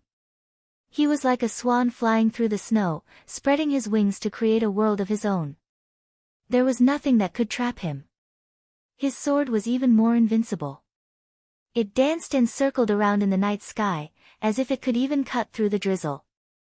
Huyate could not help but believe one thing. This was indeed General Fei Hong, Hiru Fei.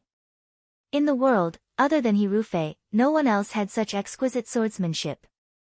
Huyate had never fought Hiru Fei before, but he had heard from the defeated Western Chang soldiers that Hiru Fei's azure gem sword could cut through all obstacles. But why would Hiru Fei appear here? He clearly could not be like this. Could this be another scheme of the Dewey? Hiru Fei had tricked them. These cunning and despicable Dewey people. "I want to kill him," Huyate said hatefully. He shouted to the people beside him, "Bring me my bow and arrows." He wanted to personally kill this bird that could still fly. He wanted to see this swan fall from the sky, fall to the ground, and be trampled into the mud by him.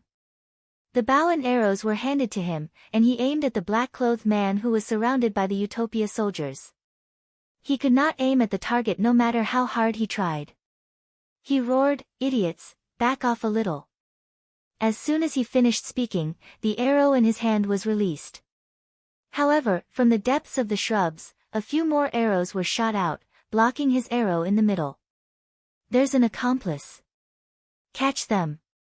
At this moment, another man wearing a devil mask jumped out from the bushes. He laughed and threw a bucket-like object in the direction of the black-clothed man.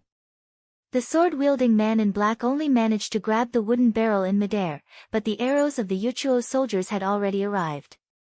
General Feihong moved so quickly that no one could see him clearly. He only used the wooden barrel to block his eyes like an iron shield. When the arrow hit the wooden barrel that he used as a shield, something like water flowed out. Huye immediately cried out in his heart when he saw this and said, "Stop! Everyone stop!" But even if the archers stopped immediately, the arrow that was shot out could not be returned. In the blink of an eye, the wooden barrel in General Feihong's hands had already been shot into a sieve. The water spurted out from within and sprayed over the entire supply camp. Immediately after, they heard her whistle. The sound was clear and melodious. From the bushes, from all directions in the darkness, dozens and hundreds of arrows suddenly shot out. The arrows carried fire and fell on the ointment sprinkled on the pile of fodder. With a boom, the fire soared to the sky. Unfamiliar the first time, familiar the second time. He had done something like setting fire not long ago in Jiang, so Yen was already very familiar with it. Huye was so angry that he almost spat out a mouthful of blood. He only ordered the soldiers to put out the fire and kill the people. However, this was not Jiang, and rivers were not everywhere. The place where the camp was set up was not far from the river, but it was definitely not close either. Yen was slightly relieved. These ointments were the last of the ointments used to make fireworks in the Rundu. Although it was raining tonight, the rain was not heavy.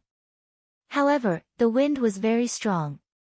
As long as the wind blew, there was no need to worry about the fire not rising. In the end, these tents would be in danger. Now! Yen shouted, "Don't retreat, fight!" The sounds of fighting and the flames from all directions rang out. Huye looked around.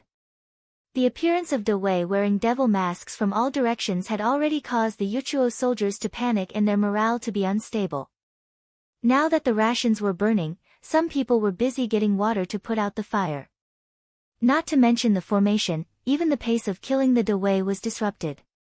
Huye was so angry that he almost vomited blood. All of this was because of Hirufei. Hirufei. He looked around and did not see Hirufei's shadow. His heart trembled as he shouted angrily, "Catch Hirufei for me, I want to personally cut off his head." In the camp, the soft cries of women could be heard. Suddenly, the tent flap was opened, and two devil-like faces appeared in the tent. The women let out a short, "Ah," but before they could say anything, their mouths were covered by one of the men. That man took off his mask, revealing a fierce face with a scar. However, it was not the face of Yuto. He said impatiently, "We are De Wei's men. We are here to save you. Put on your clothes and leave quickly."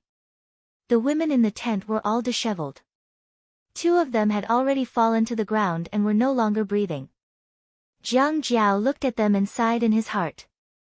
When they arrived, Huye was causing trouble inside, doing some beastly things to the female Rundu prisoners. Yen could not delay the burning of the rations, so he left. However, he did not let it go.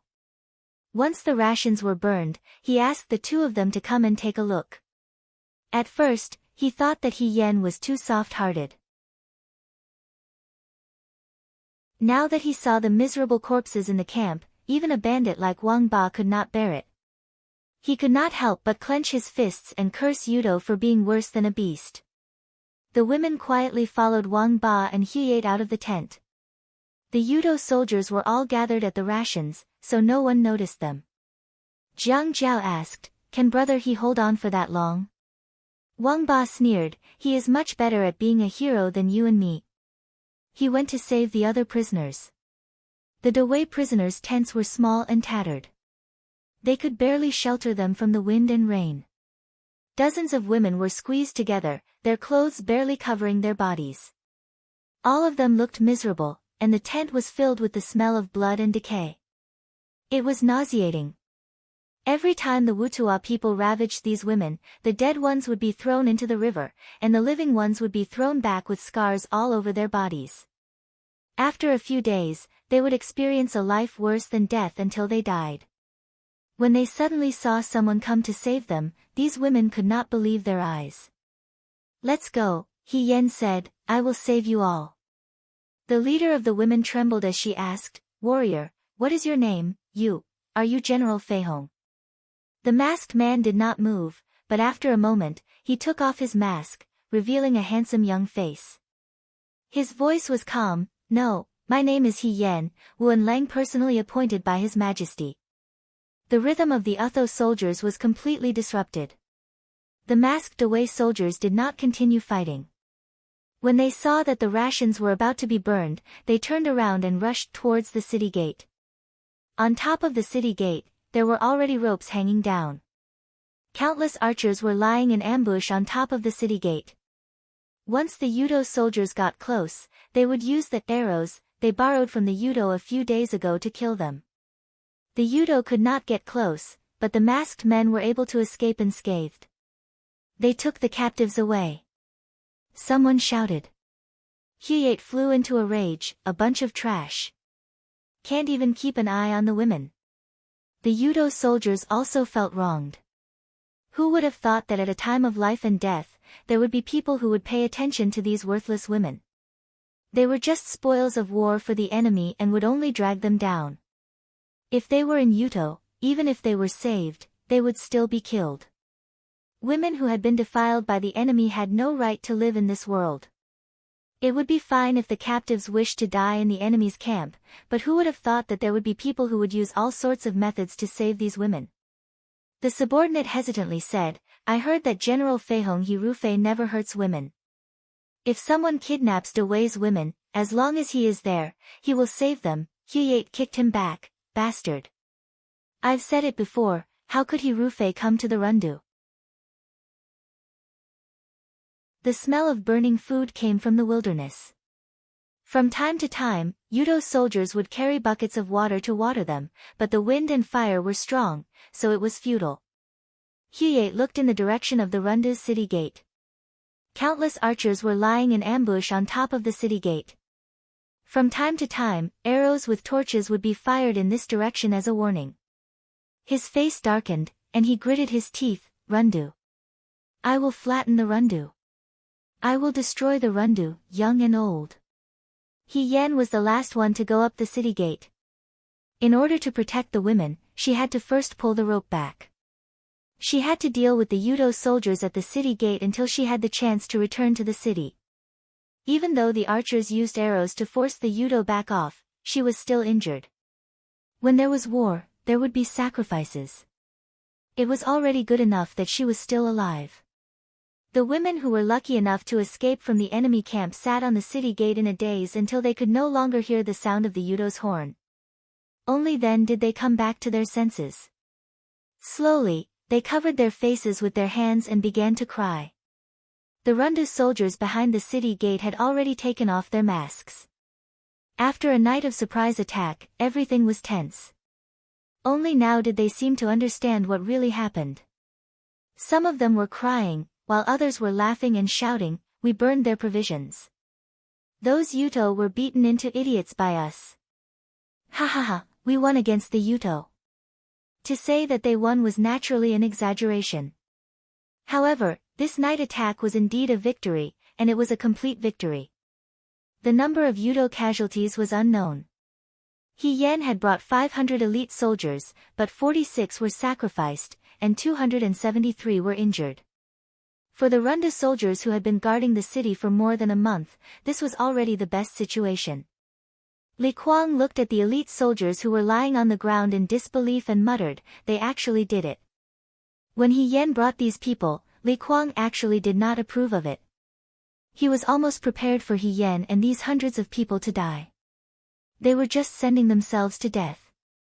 As for burning the Yudo's food, Li Kuang also thought that it was very unlikely. However, these things that were impossible in his eyes had now become reality. They even brought back the captives that the Yudo captured outside the city. Li Kuang's heart suddenly lit up with new hope. All along, he did not think that the Rundu soldiers could compete with the Yudo. He thought that they could only defend the city gate and wait for reinforcements. But now, He Yan made him see another possibility. What if the Yudo could not hold on? Without food, the Yudo would not be able to hold on for long. Their advantage would no longer exist. Now, they were only relying on their advantage in numbers. As for numbers, didn't that young Muan Lang, He Yan, already win 2 battles with fewer people? Thinking about this, Li Kuang looked at He Yan excitedly. He saw that the young man was leaning against the wall of the building. He did not have time to take off his mask and was looking at the rescued women who were crying together. Li Kuang could not see He Yan's expression, but he could see the smile at the corner of his mouth. He was very relieved. In an instant, the scene in front of Li Kuang overlapped with the scene in the past. He still vaguely remembered the time when he fought a battle with He Rufei, who was still a deputy general. That person was also like this. He sat quietly on the ground and looked at the crying and laughing soldiers. The sharpness on the battlefield was restrained, and he was incredibly gentle. He really looked like He Rufei. Li Kuang thought silently. To be more precise, he looked like He Rufei in the past. He Rufei in the past. How are you? Li Kuang walked over. He Yan raised his head and looked at him. The corner of his mouth twitched. I'm okay. Just a little tired. He and the elite soldiers did not rest for the whole night. Li Kuang said, rest for a while. He Yan nodded and stood up. He thought of something and said to Li Kuang, Lord Li, please ask people to find out if these rescued women still have family in the city. If they do, please ask them to bring them home. If they don't have family, please help them settle down. Li Kuang frowned slightly and did not say anything. He Yan seemed to know what he was thinking. He said lightly, no matter what Lord Li thinks, they are still Dewey's citizens and Runda's citizens. Since you are the commander of the city, you can't sit back and do nothing. The responsibility of the people on the battlefield is to protect the citizens of every inch of the country. It doesn't matter if they are rich or poor, or what they have encountered. She stared at Li Kuang, as if insisting that Li Kuang give her an answer. Li Kuang paused and said, I understand. He Yan nodded to him, thank you. She went down the gate tower without saying anything. He Yan lived in the residence arranged by Zhao Shiming. She was now Muan Lang, so she could use Muan Lang's privilege to live in a room alone. She asked the servants in the residence for a basin of hot water and went into the house. The servants quickly brought the hot water in. He Yan locked the door, took off her mask, and pulled down her clothes. Her back, shoulders, and arms were all injured. Some were grazed by swords, and some were from arrows. Last night, she was at the front line and burned the Yudo's provisions. Hundreds of arrows were fired at her, so it was impossible for her to escape unscathed. But now, she was already in good condition. She soaked the handkerchief in hot water and wiped her wounds. The wounds on her back and shoulders were the deepest, but the wounds on her waist were not as bad. Thanks to Lin Shuanghe's scar removal and muscle revitalization ointment. This time, she brought the remaining scar removal and muscle revitalization ointment with her to the Rundu. The wounds on her shoulders and waist were almost used up, and there was no more ointment left in the box. After changing into clean clothes, she looked at herself in the mirror. The youth in the mirror had a pale face. The biggest advantage of the mask and black clothes was that the soldiers couldn't see the blood stains and wounds. They also couldn't see her face clearly. She was always in high spirits, always moving forward, and always being the one who boosted the morale of the soldiers. He Yan looked at her arm. Her sleeve was half rolled up, and there was a knife wound on her arm. However, she had already used up all the medicinal powder she brought with her. Just as she was about to wrap the wound with a white cloth, someone knocked on the door. It was a woman's voice, Xiao He official. He Yan said, please come in. The person who came in was a young and beautiful girl. She had a smile on her face, and there was a small dimple on her left cheek, which made her charming and lively. She walked over and handed He Yen a round bottle. She smiled and said, I saw Xiao He official asking for hot water when you came in. I reckon that Xiao He official is injured. This is the leftover wound ointment that master usually uses. This concubine brought it over. Her gaze landed on the scar on He Yan's arm. Ah! She exclaimed, Xiao He Darren, are you really injured? He Yan smiled, it's just a small injury. It's nothing. That won't do. The girl came forward as if they were close friends. She wanted to get closer, but she seemed to be aware of her special status and didn't dare to get too close. She stood to the side and comforted, if you don't treat a small injury, it will drag on and become a big injury.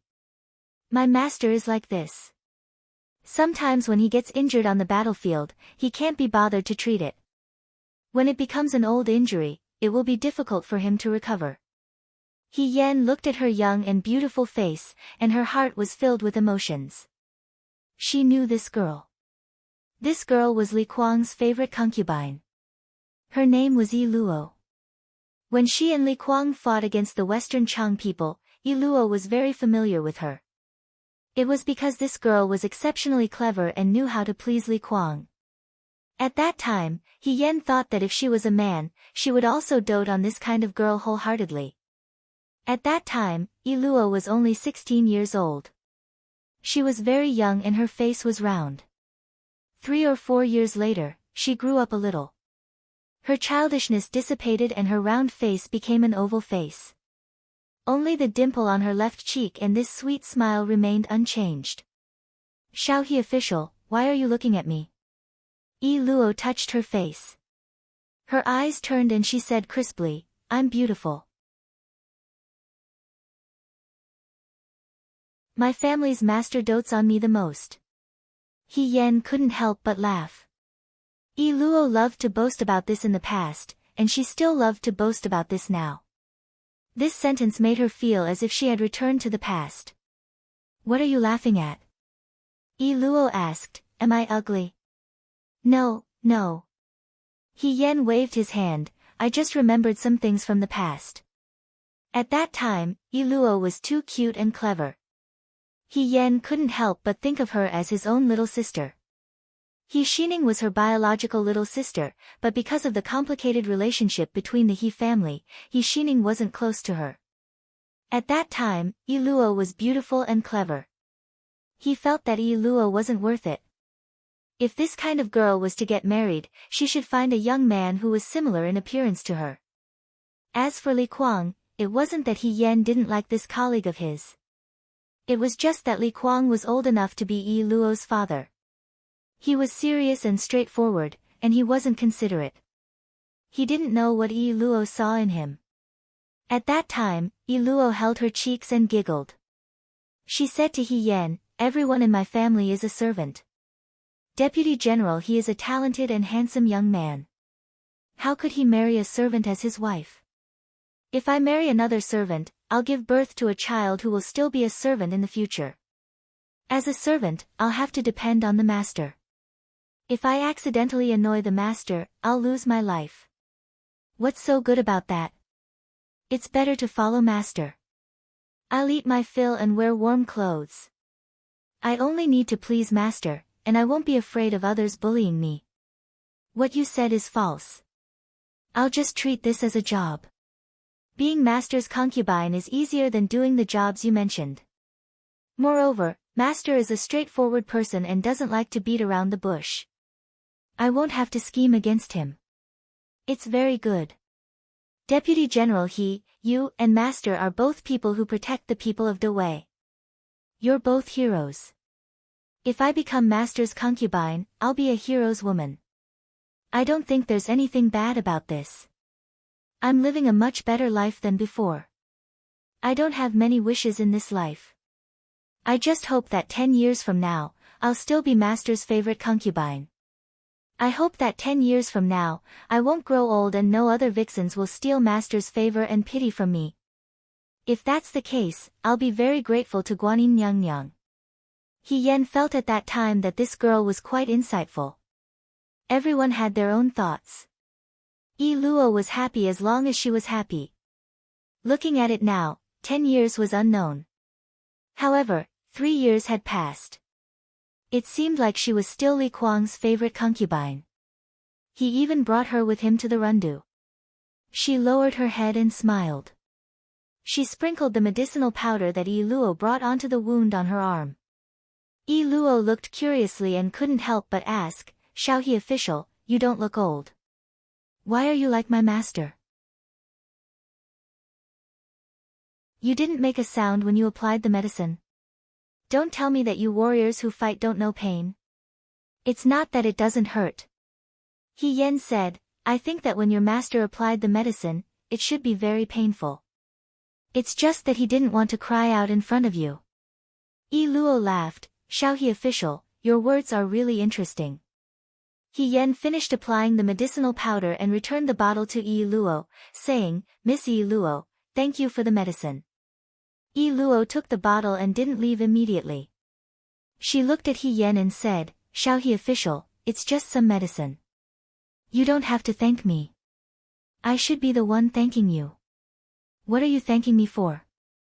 "Thank you for coming up with a brilliant plan last night to burn the Yudo's provisions and help us vent our anger. Also, thank you for saving those women." She lowered her head and smiled helplessly. "I know those women who were kidnapped by the Yudo. If it wasn't for you last night, they wouldn't have been able to return to the rundu alive. No one would care about their lives. Even if my master personally led the troops, he wouldn't care about their lives. However, you are different." She looked at He Yan with sparkling eyes. "You brought them back and didn't leave out any of them. I originally thought that how could there be such a young official who was appointed by His Majesty? You must have taken advantage of me on the battlefield. Now I don't think so. You are different from them. You are a good person, a true hero."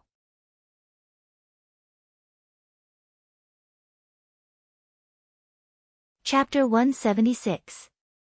He Yan smiled and looked at her. "Is it because I saved those captives that I'm a true hero?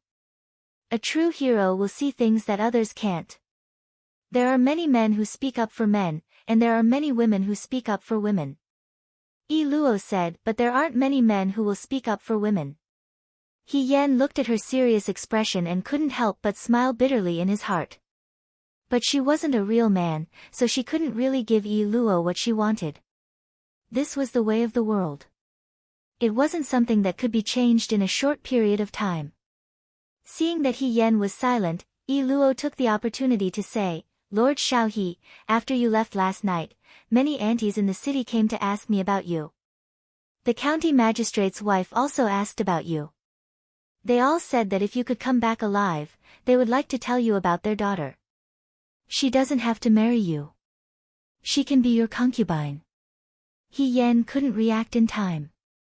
Facing Yi Luo's hopeful gaze, He Yan could only use his usual excuse, "Thank you for your love, but I already have a sweetheart." "You already have a sweetheart?" Yi Luo was a little disappointed, but soon became curious. "Who is Lord Shao He's sweetheart? Is she beautiful? What kind of person is she?" He Yan's mouth curved into a smile. "Yes, she is very beautiful. Her temperament seems very cold, but she is a very gentle person."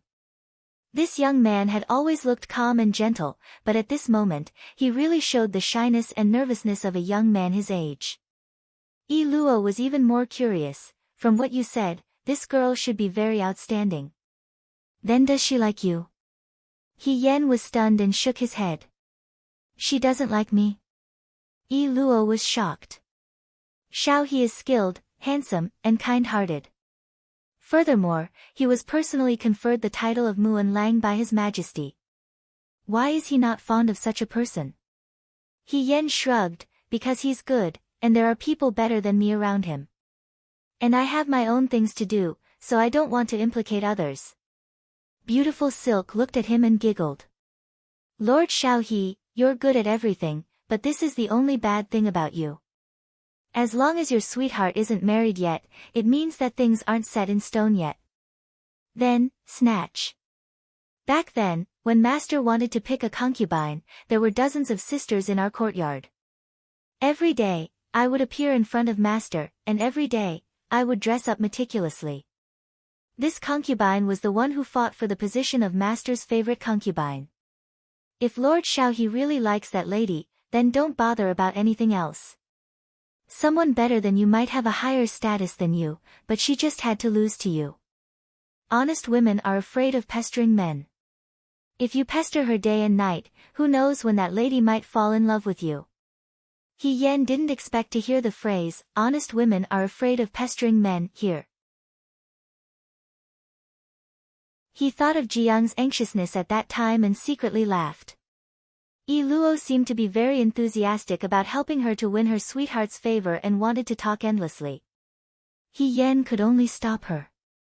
Miss Yi Luo, thank you for your good intentions, but right now, we can't even protect ourselves. If the Rundu can be defended and the Yudo chased back, I will definitely do as you say. But right now, let's forget about it. Hearing this, Yi Luo also sighed and said, that's true. She suddenly fell silent and looked gloomy. He Yan felt a little apologetic. This lady was still in high spirits when she came, but after hearing his words, she became so sad. When he thought of this, he took out an apricot from his bag and handed it over. Don't worry, we will definitely defend this place. When Yi Luo saw the apricot in He Yan's hand, she was startled at first, but then she happily took it. Lord Xiaohe, why do you still have candies? I casually grabbed them when we set off from the Liang province guards. He Yan scratched his head. When they left Jiang, Cui Yuezhi grabbed a lot of Jiang's specialty candied fruits for her. Xiaoju didn't like to eat these, so she moved all of them to He Yan's room.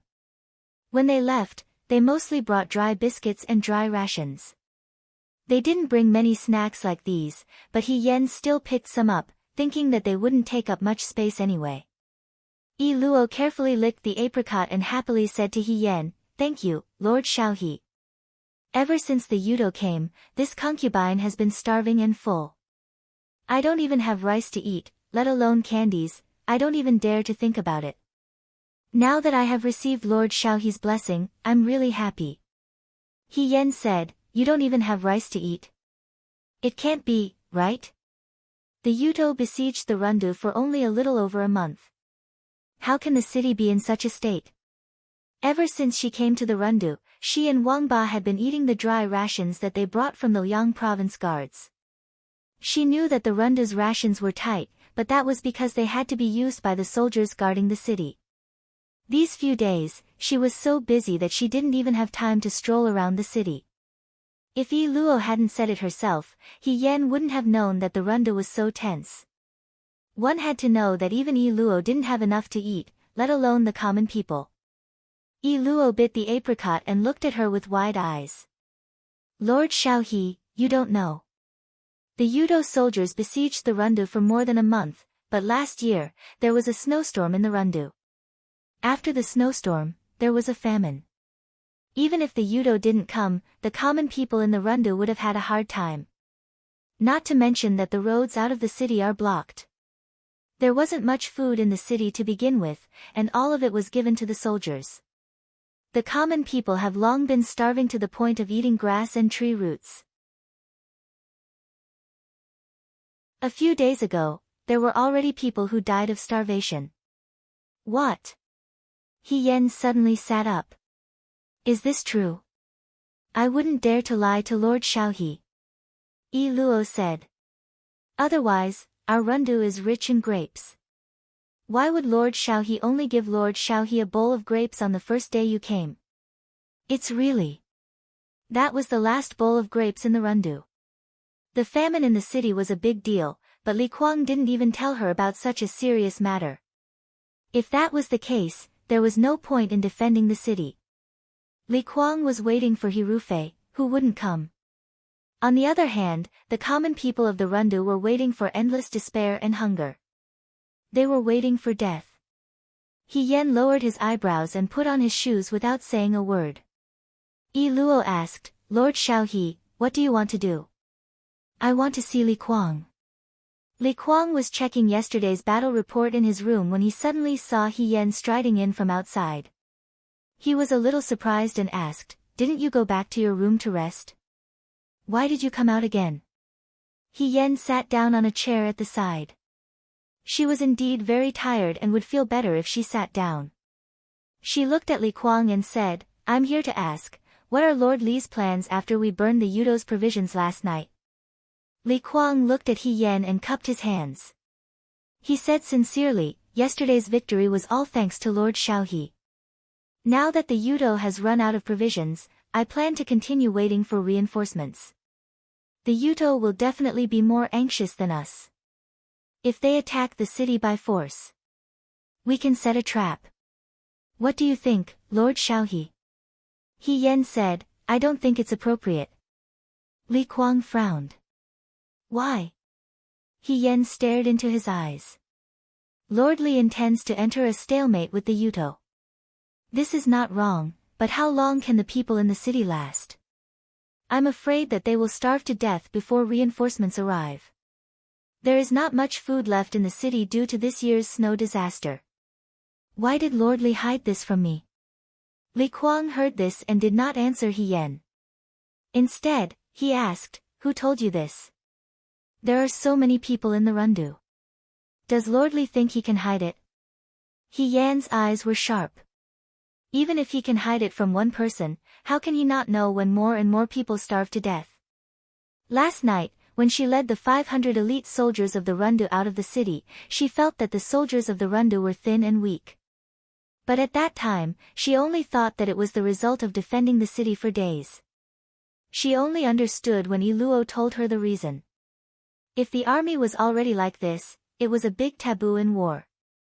Defending the city until the people in the city starved to death was not something that had never been written in history books. That was hell on earth.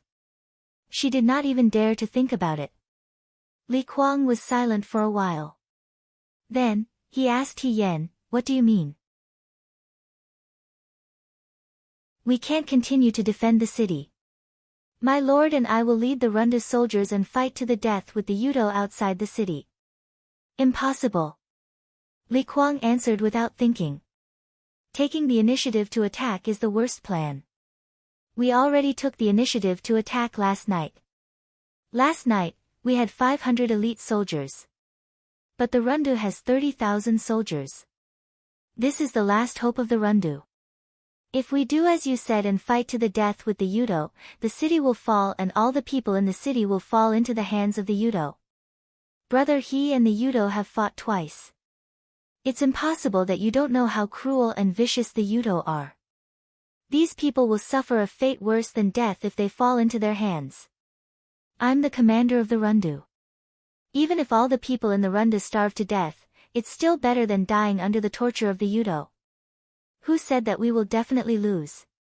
He Yan frowned. "The war hasn't started yet. Anything can happen. We can also be the victorious side. 30,000 against 100,000, how can we win?" He Yan said, "In the Battle of Jiang, didn't we also win with fewer people?" Li Kuang turned around and said coldly, "I'm not the commander-in-chief of the right army. You're also not General Fei Hong. We can't win this kind of battle with fewer people." "But I can win." Li Kuang turned around and looked at her as if he was looking at a child who didn't know how high the sky was. He shook his head and said, "Brother He, I admit that you're somewhat powerful. You also have a way to deal with the Yudo. But war is very cruel. It's a matter of the lives of the people in the city. I can't use the lives of the people in the city to earn your military merits. It's fine if we die. After all, we only have one life. But the city gate cannot be broken. I won't take the initiative to fight the Yudo. If they want to attack the city, we will defend. If they are in a stalemate, we will wait for reinforcements to arrive." Li Kuang was like this in the past. He was very conservative when he fought.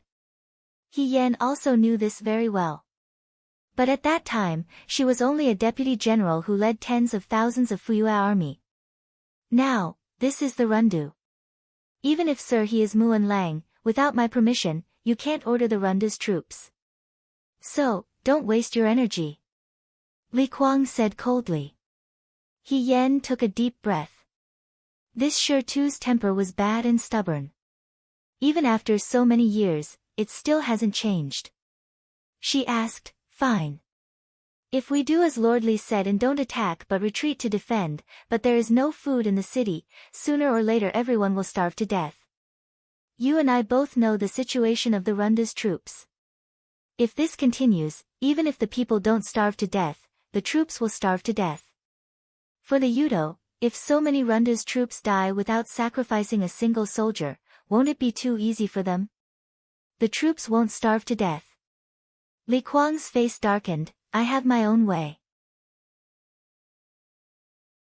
He Yan asked, what's your way?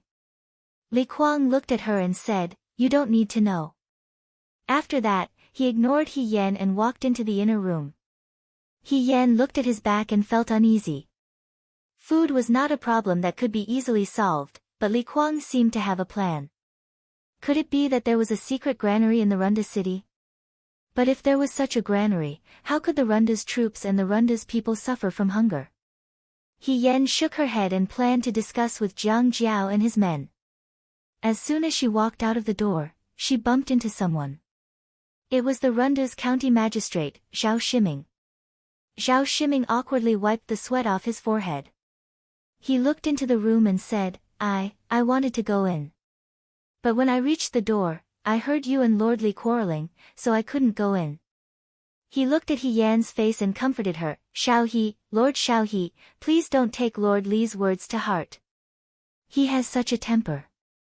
He is as stubborn as a too. He has a good heart, but he doesn't dare to gamble with the lives of the Runda's people. Lord Xiao He, you came from Liangzhou, so you might not know. We people in the Rundu really don't dare to take this risk.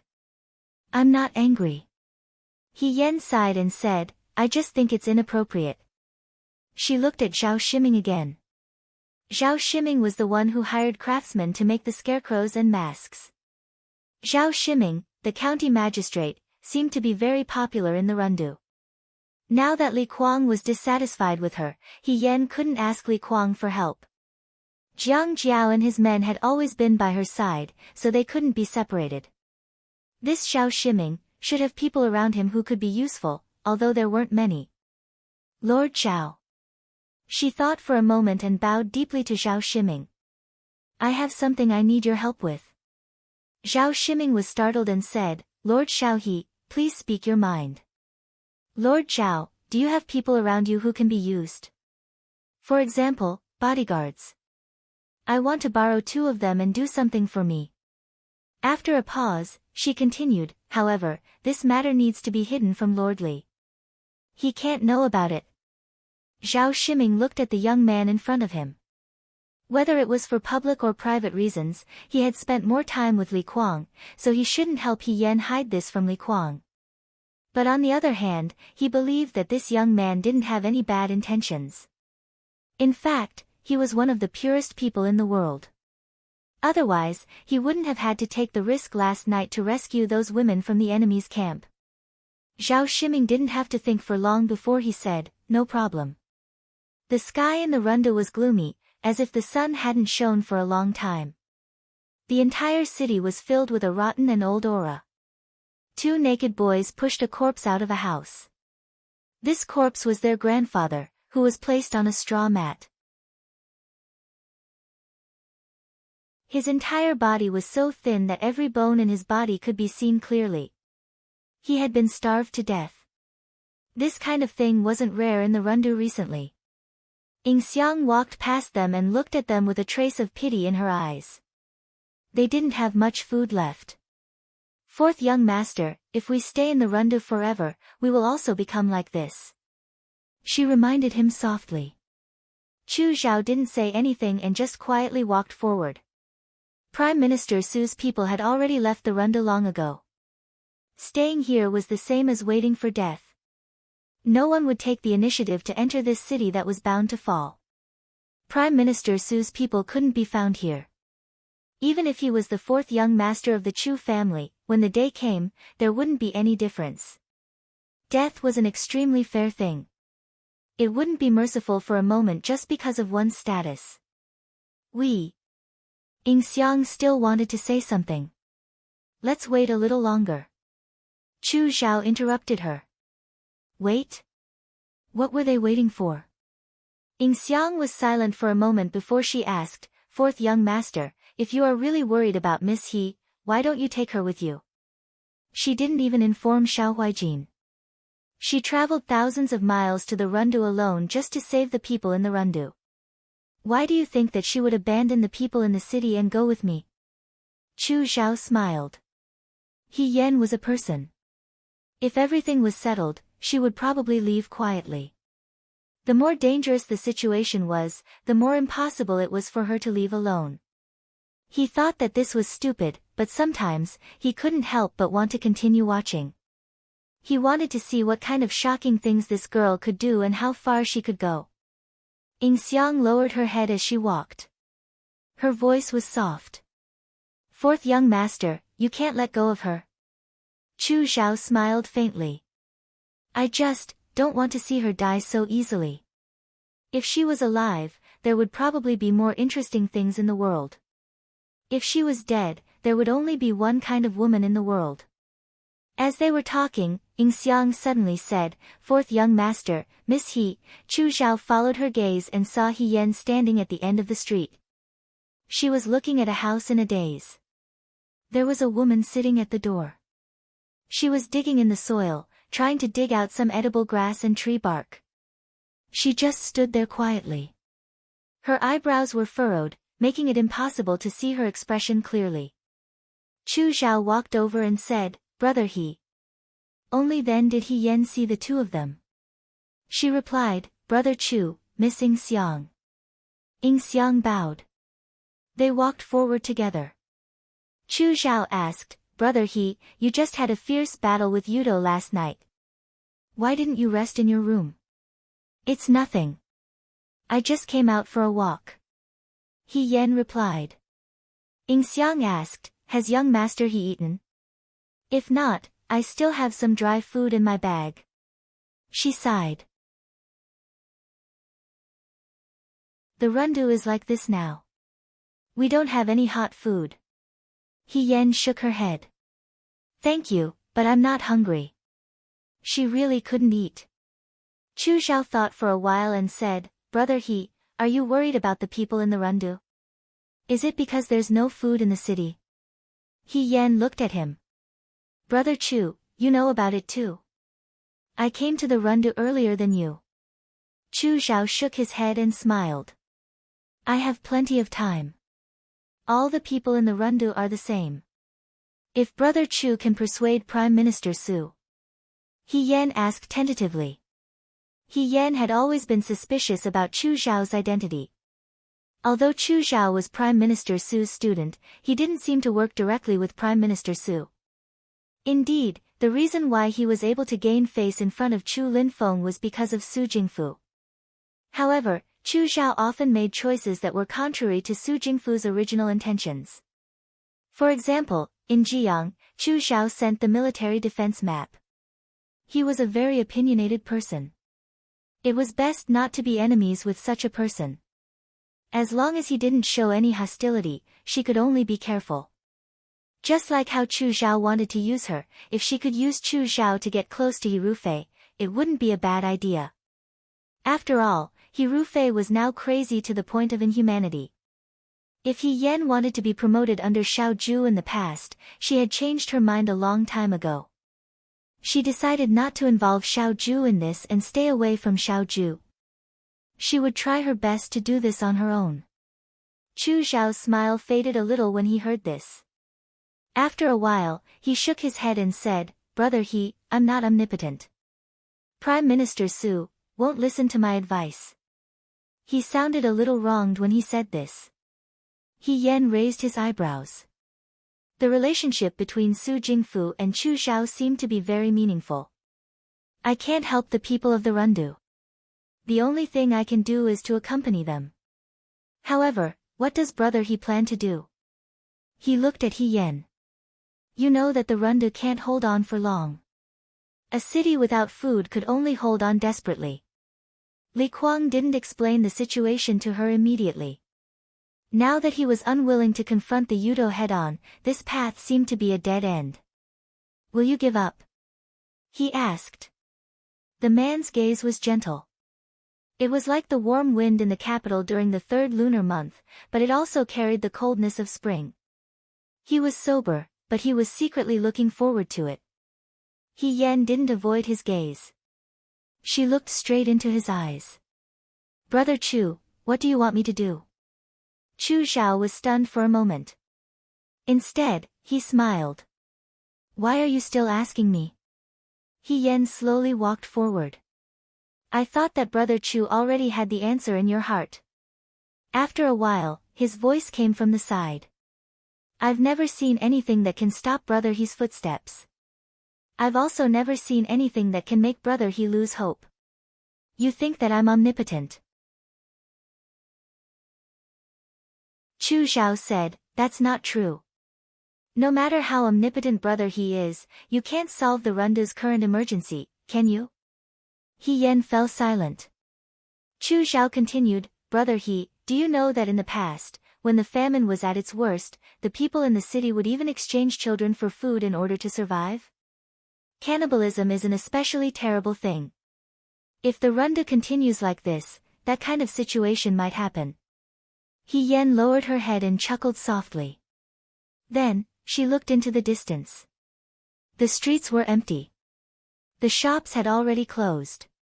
Most of the edible things had already been found and eaten. It was clearly a lively summer day, but the Rundu looked barren. Even the trees on the roadside were bare. The leaves had already been plucked by the hungry people to fill their stomachs. If it wasn't for the hot sun, it wouldn't look like summer at all. It would look more like winter. This also didn't look like the Rundu in He Yan's memory. It was small and lively, the grapes were sparkling, and the wine was mellow. The war changed everything.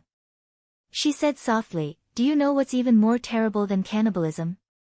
Chu Xiao was a little surprised. "What is it?" He Yan didn't say anything. She just looked at the lifeless city. She felt powerless and sad.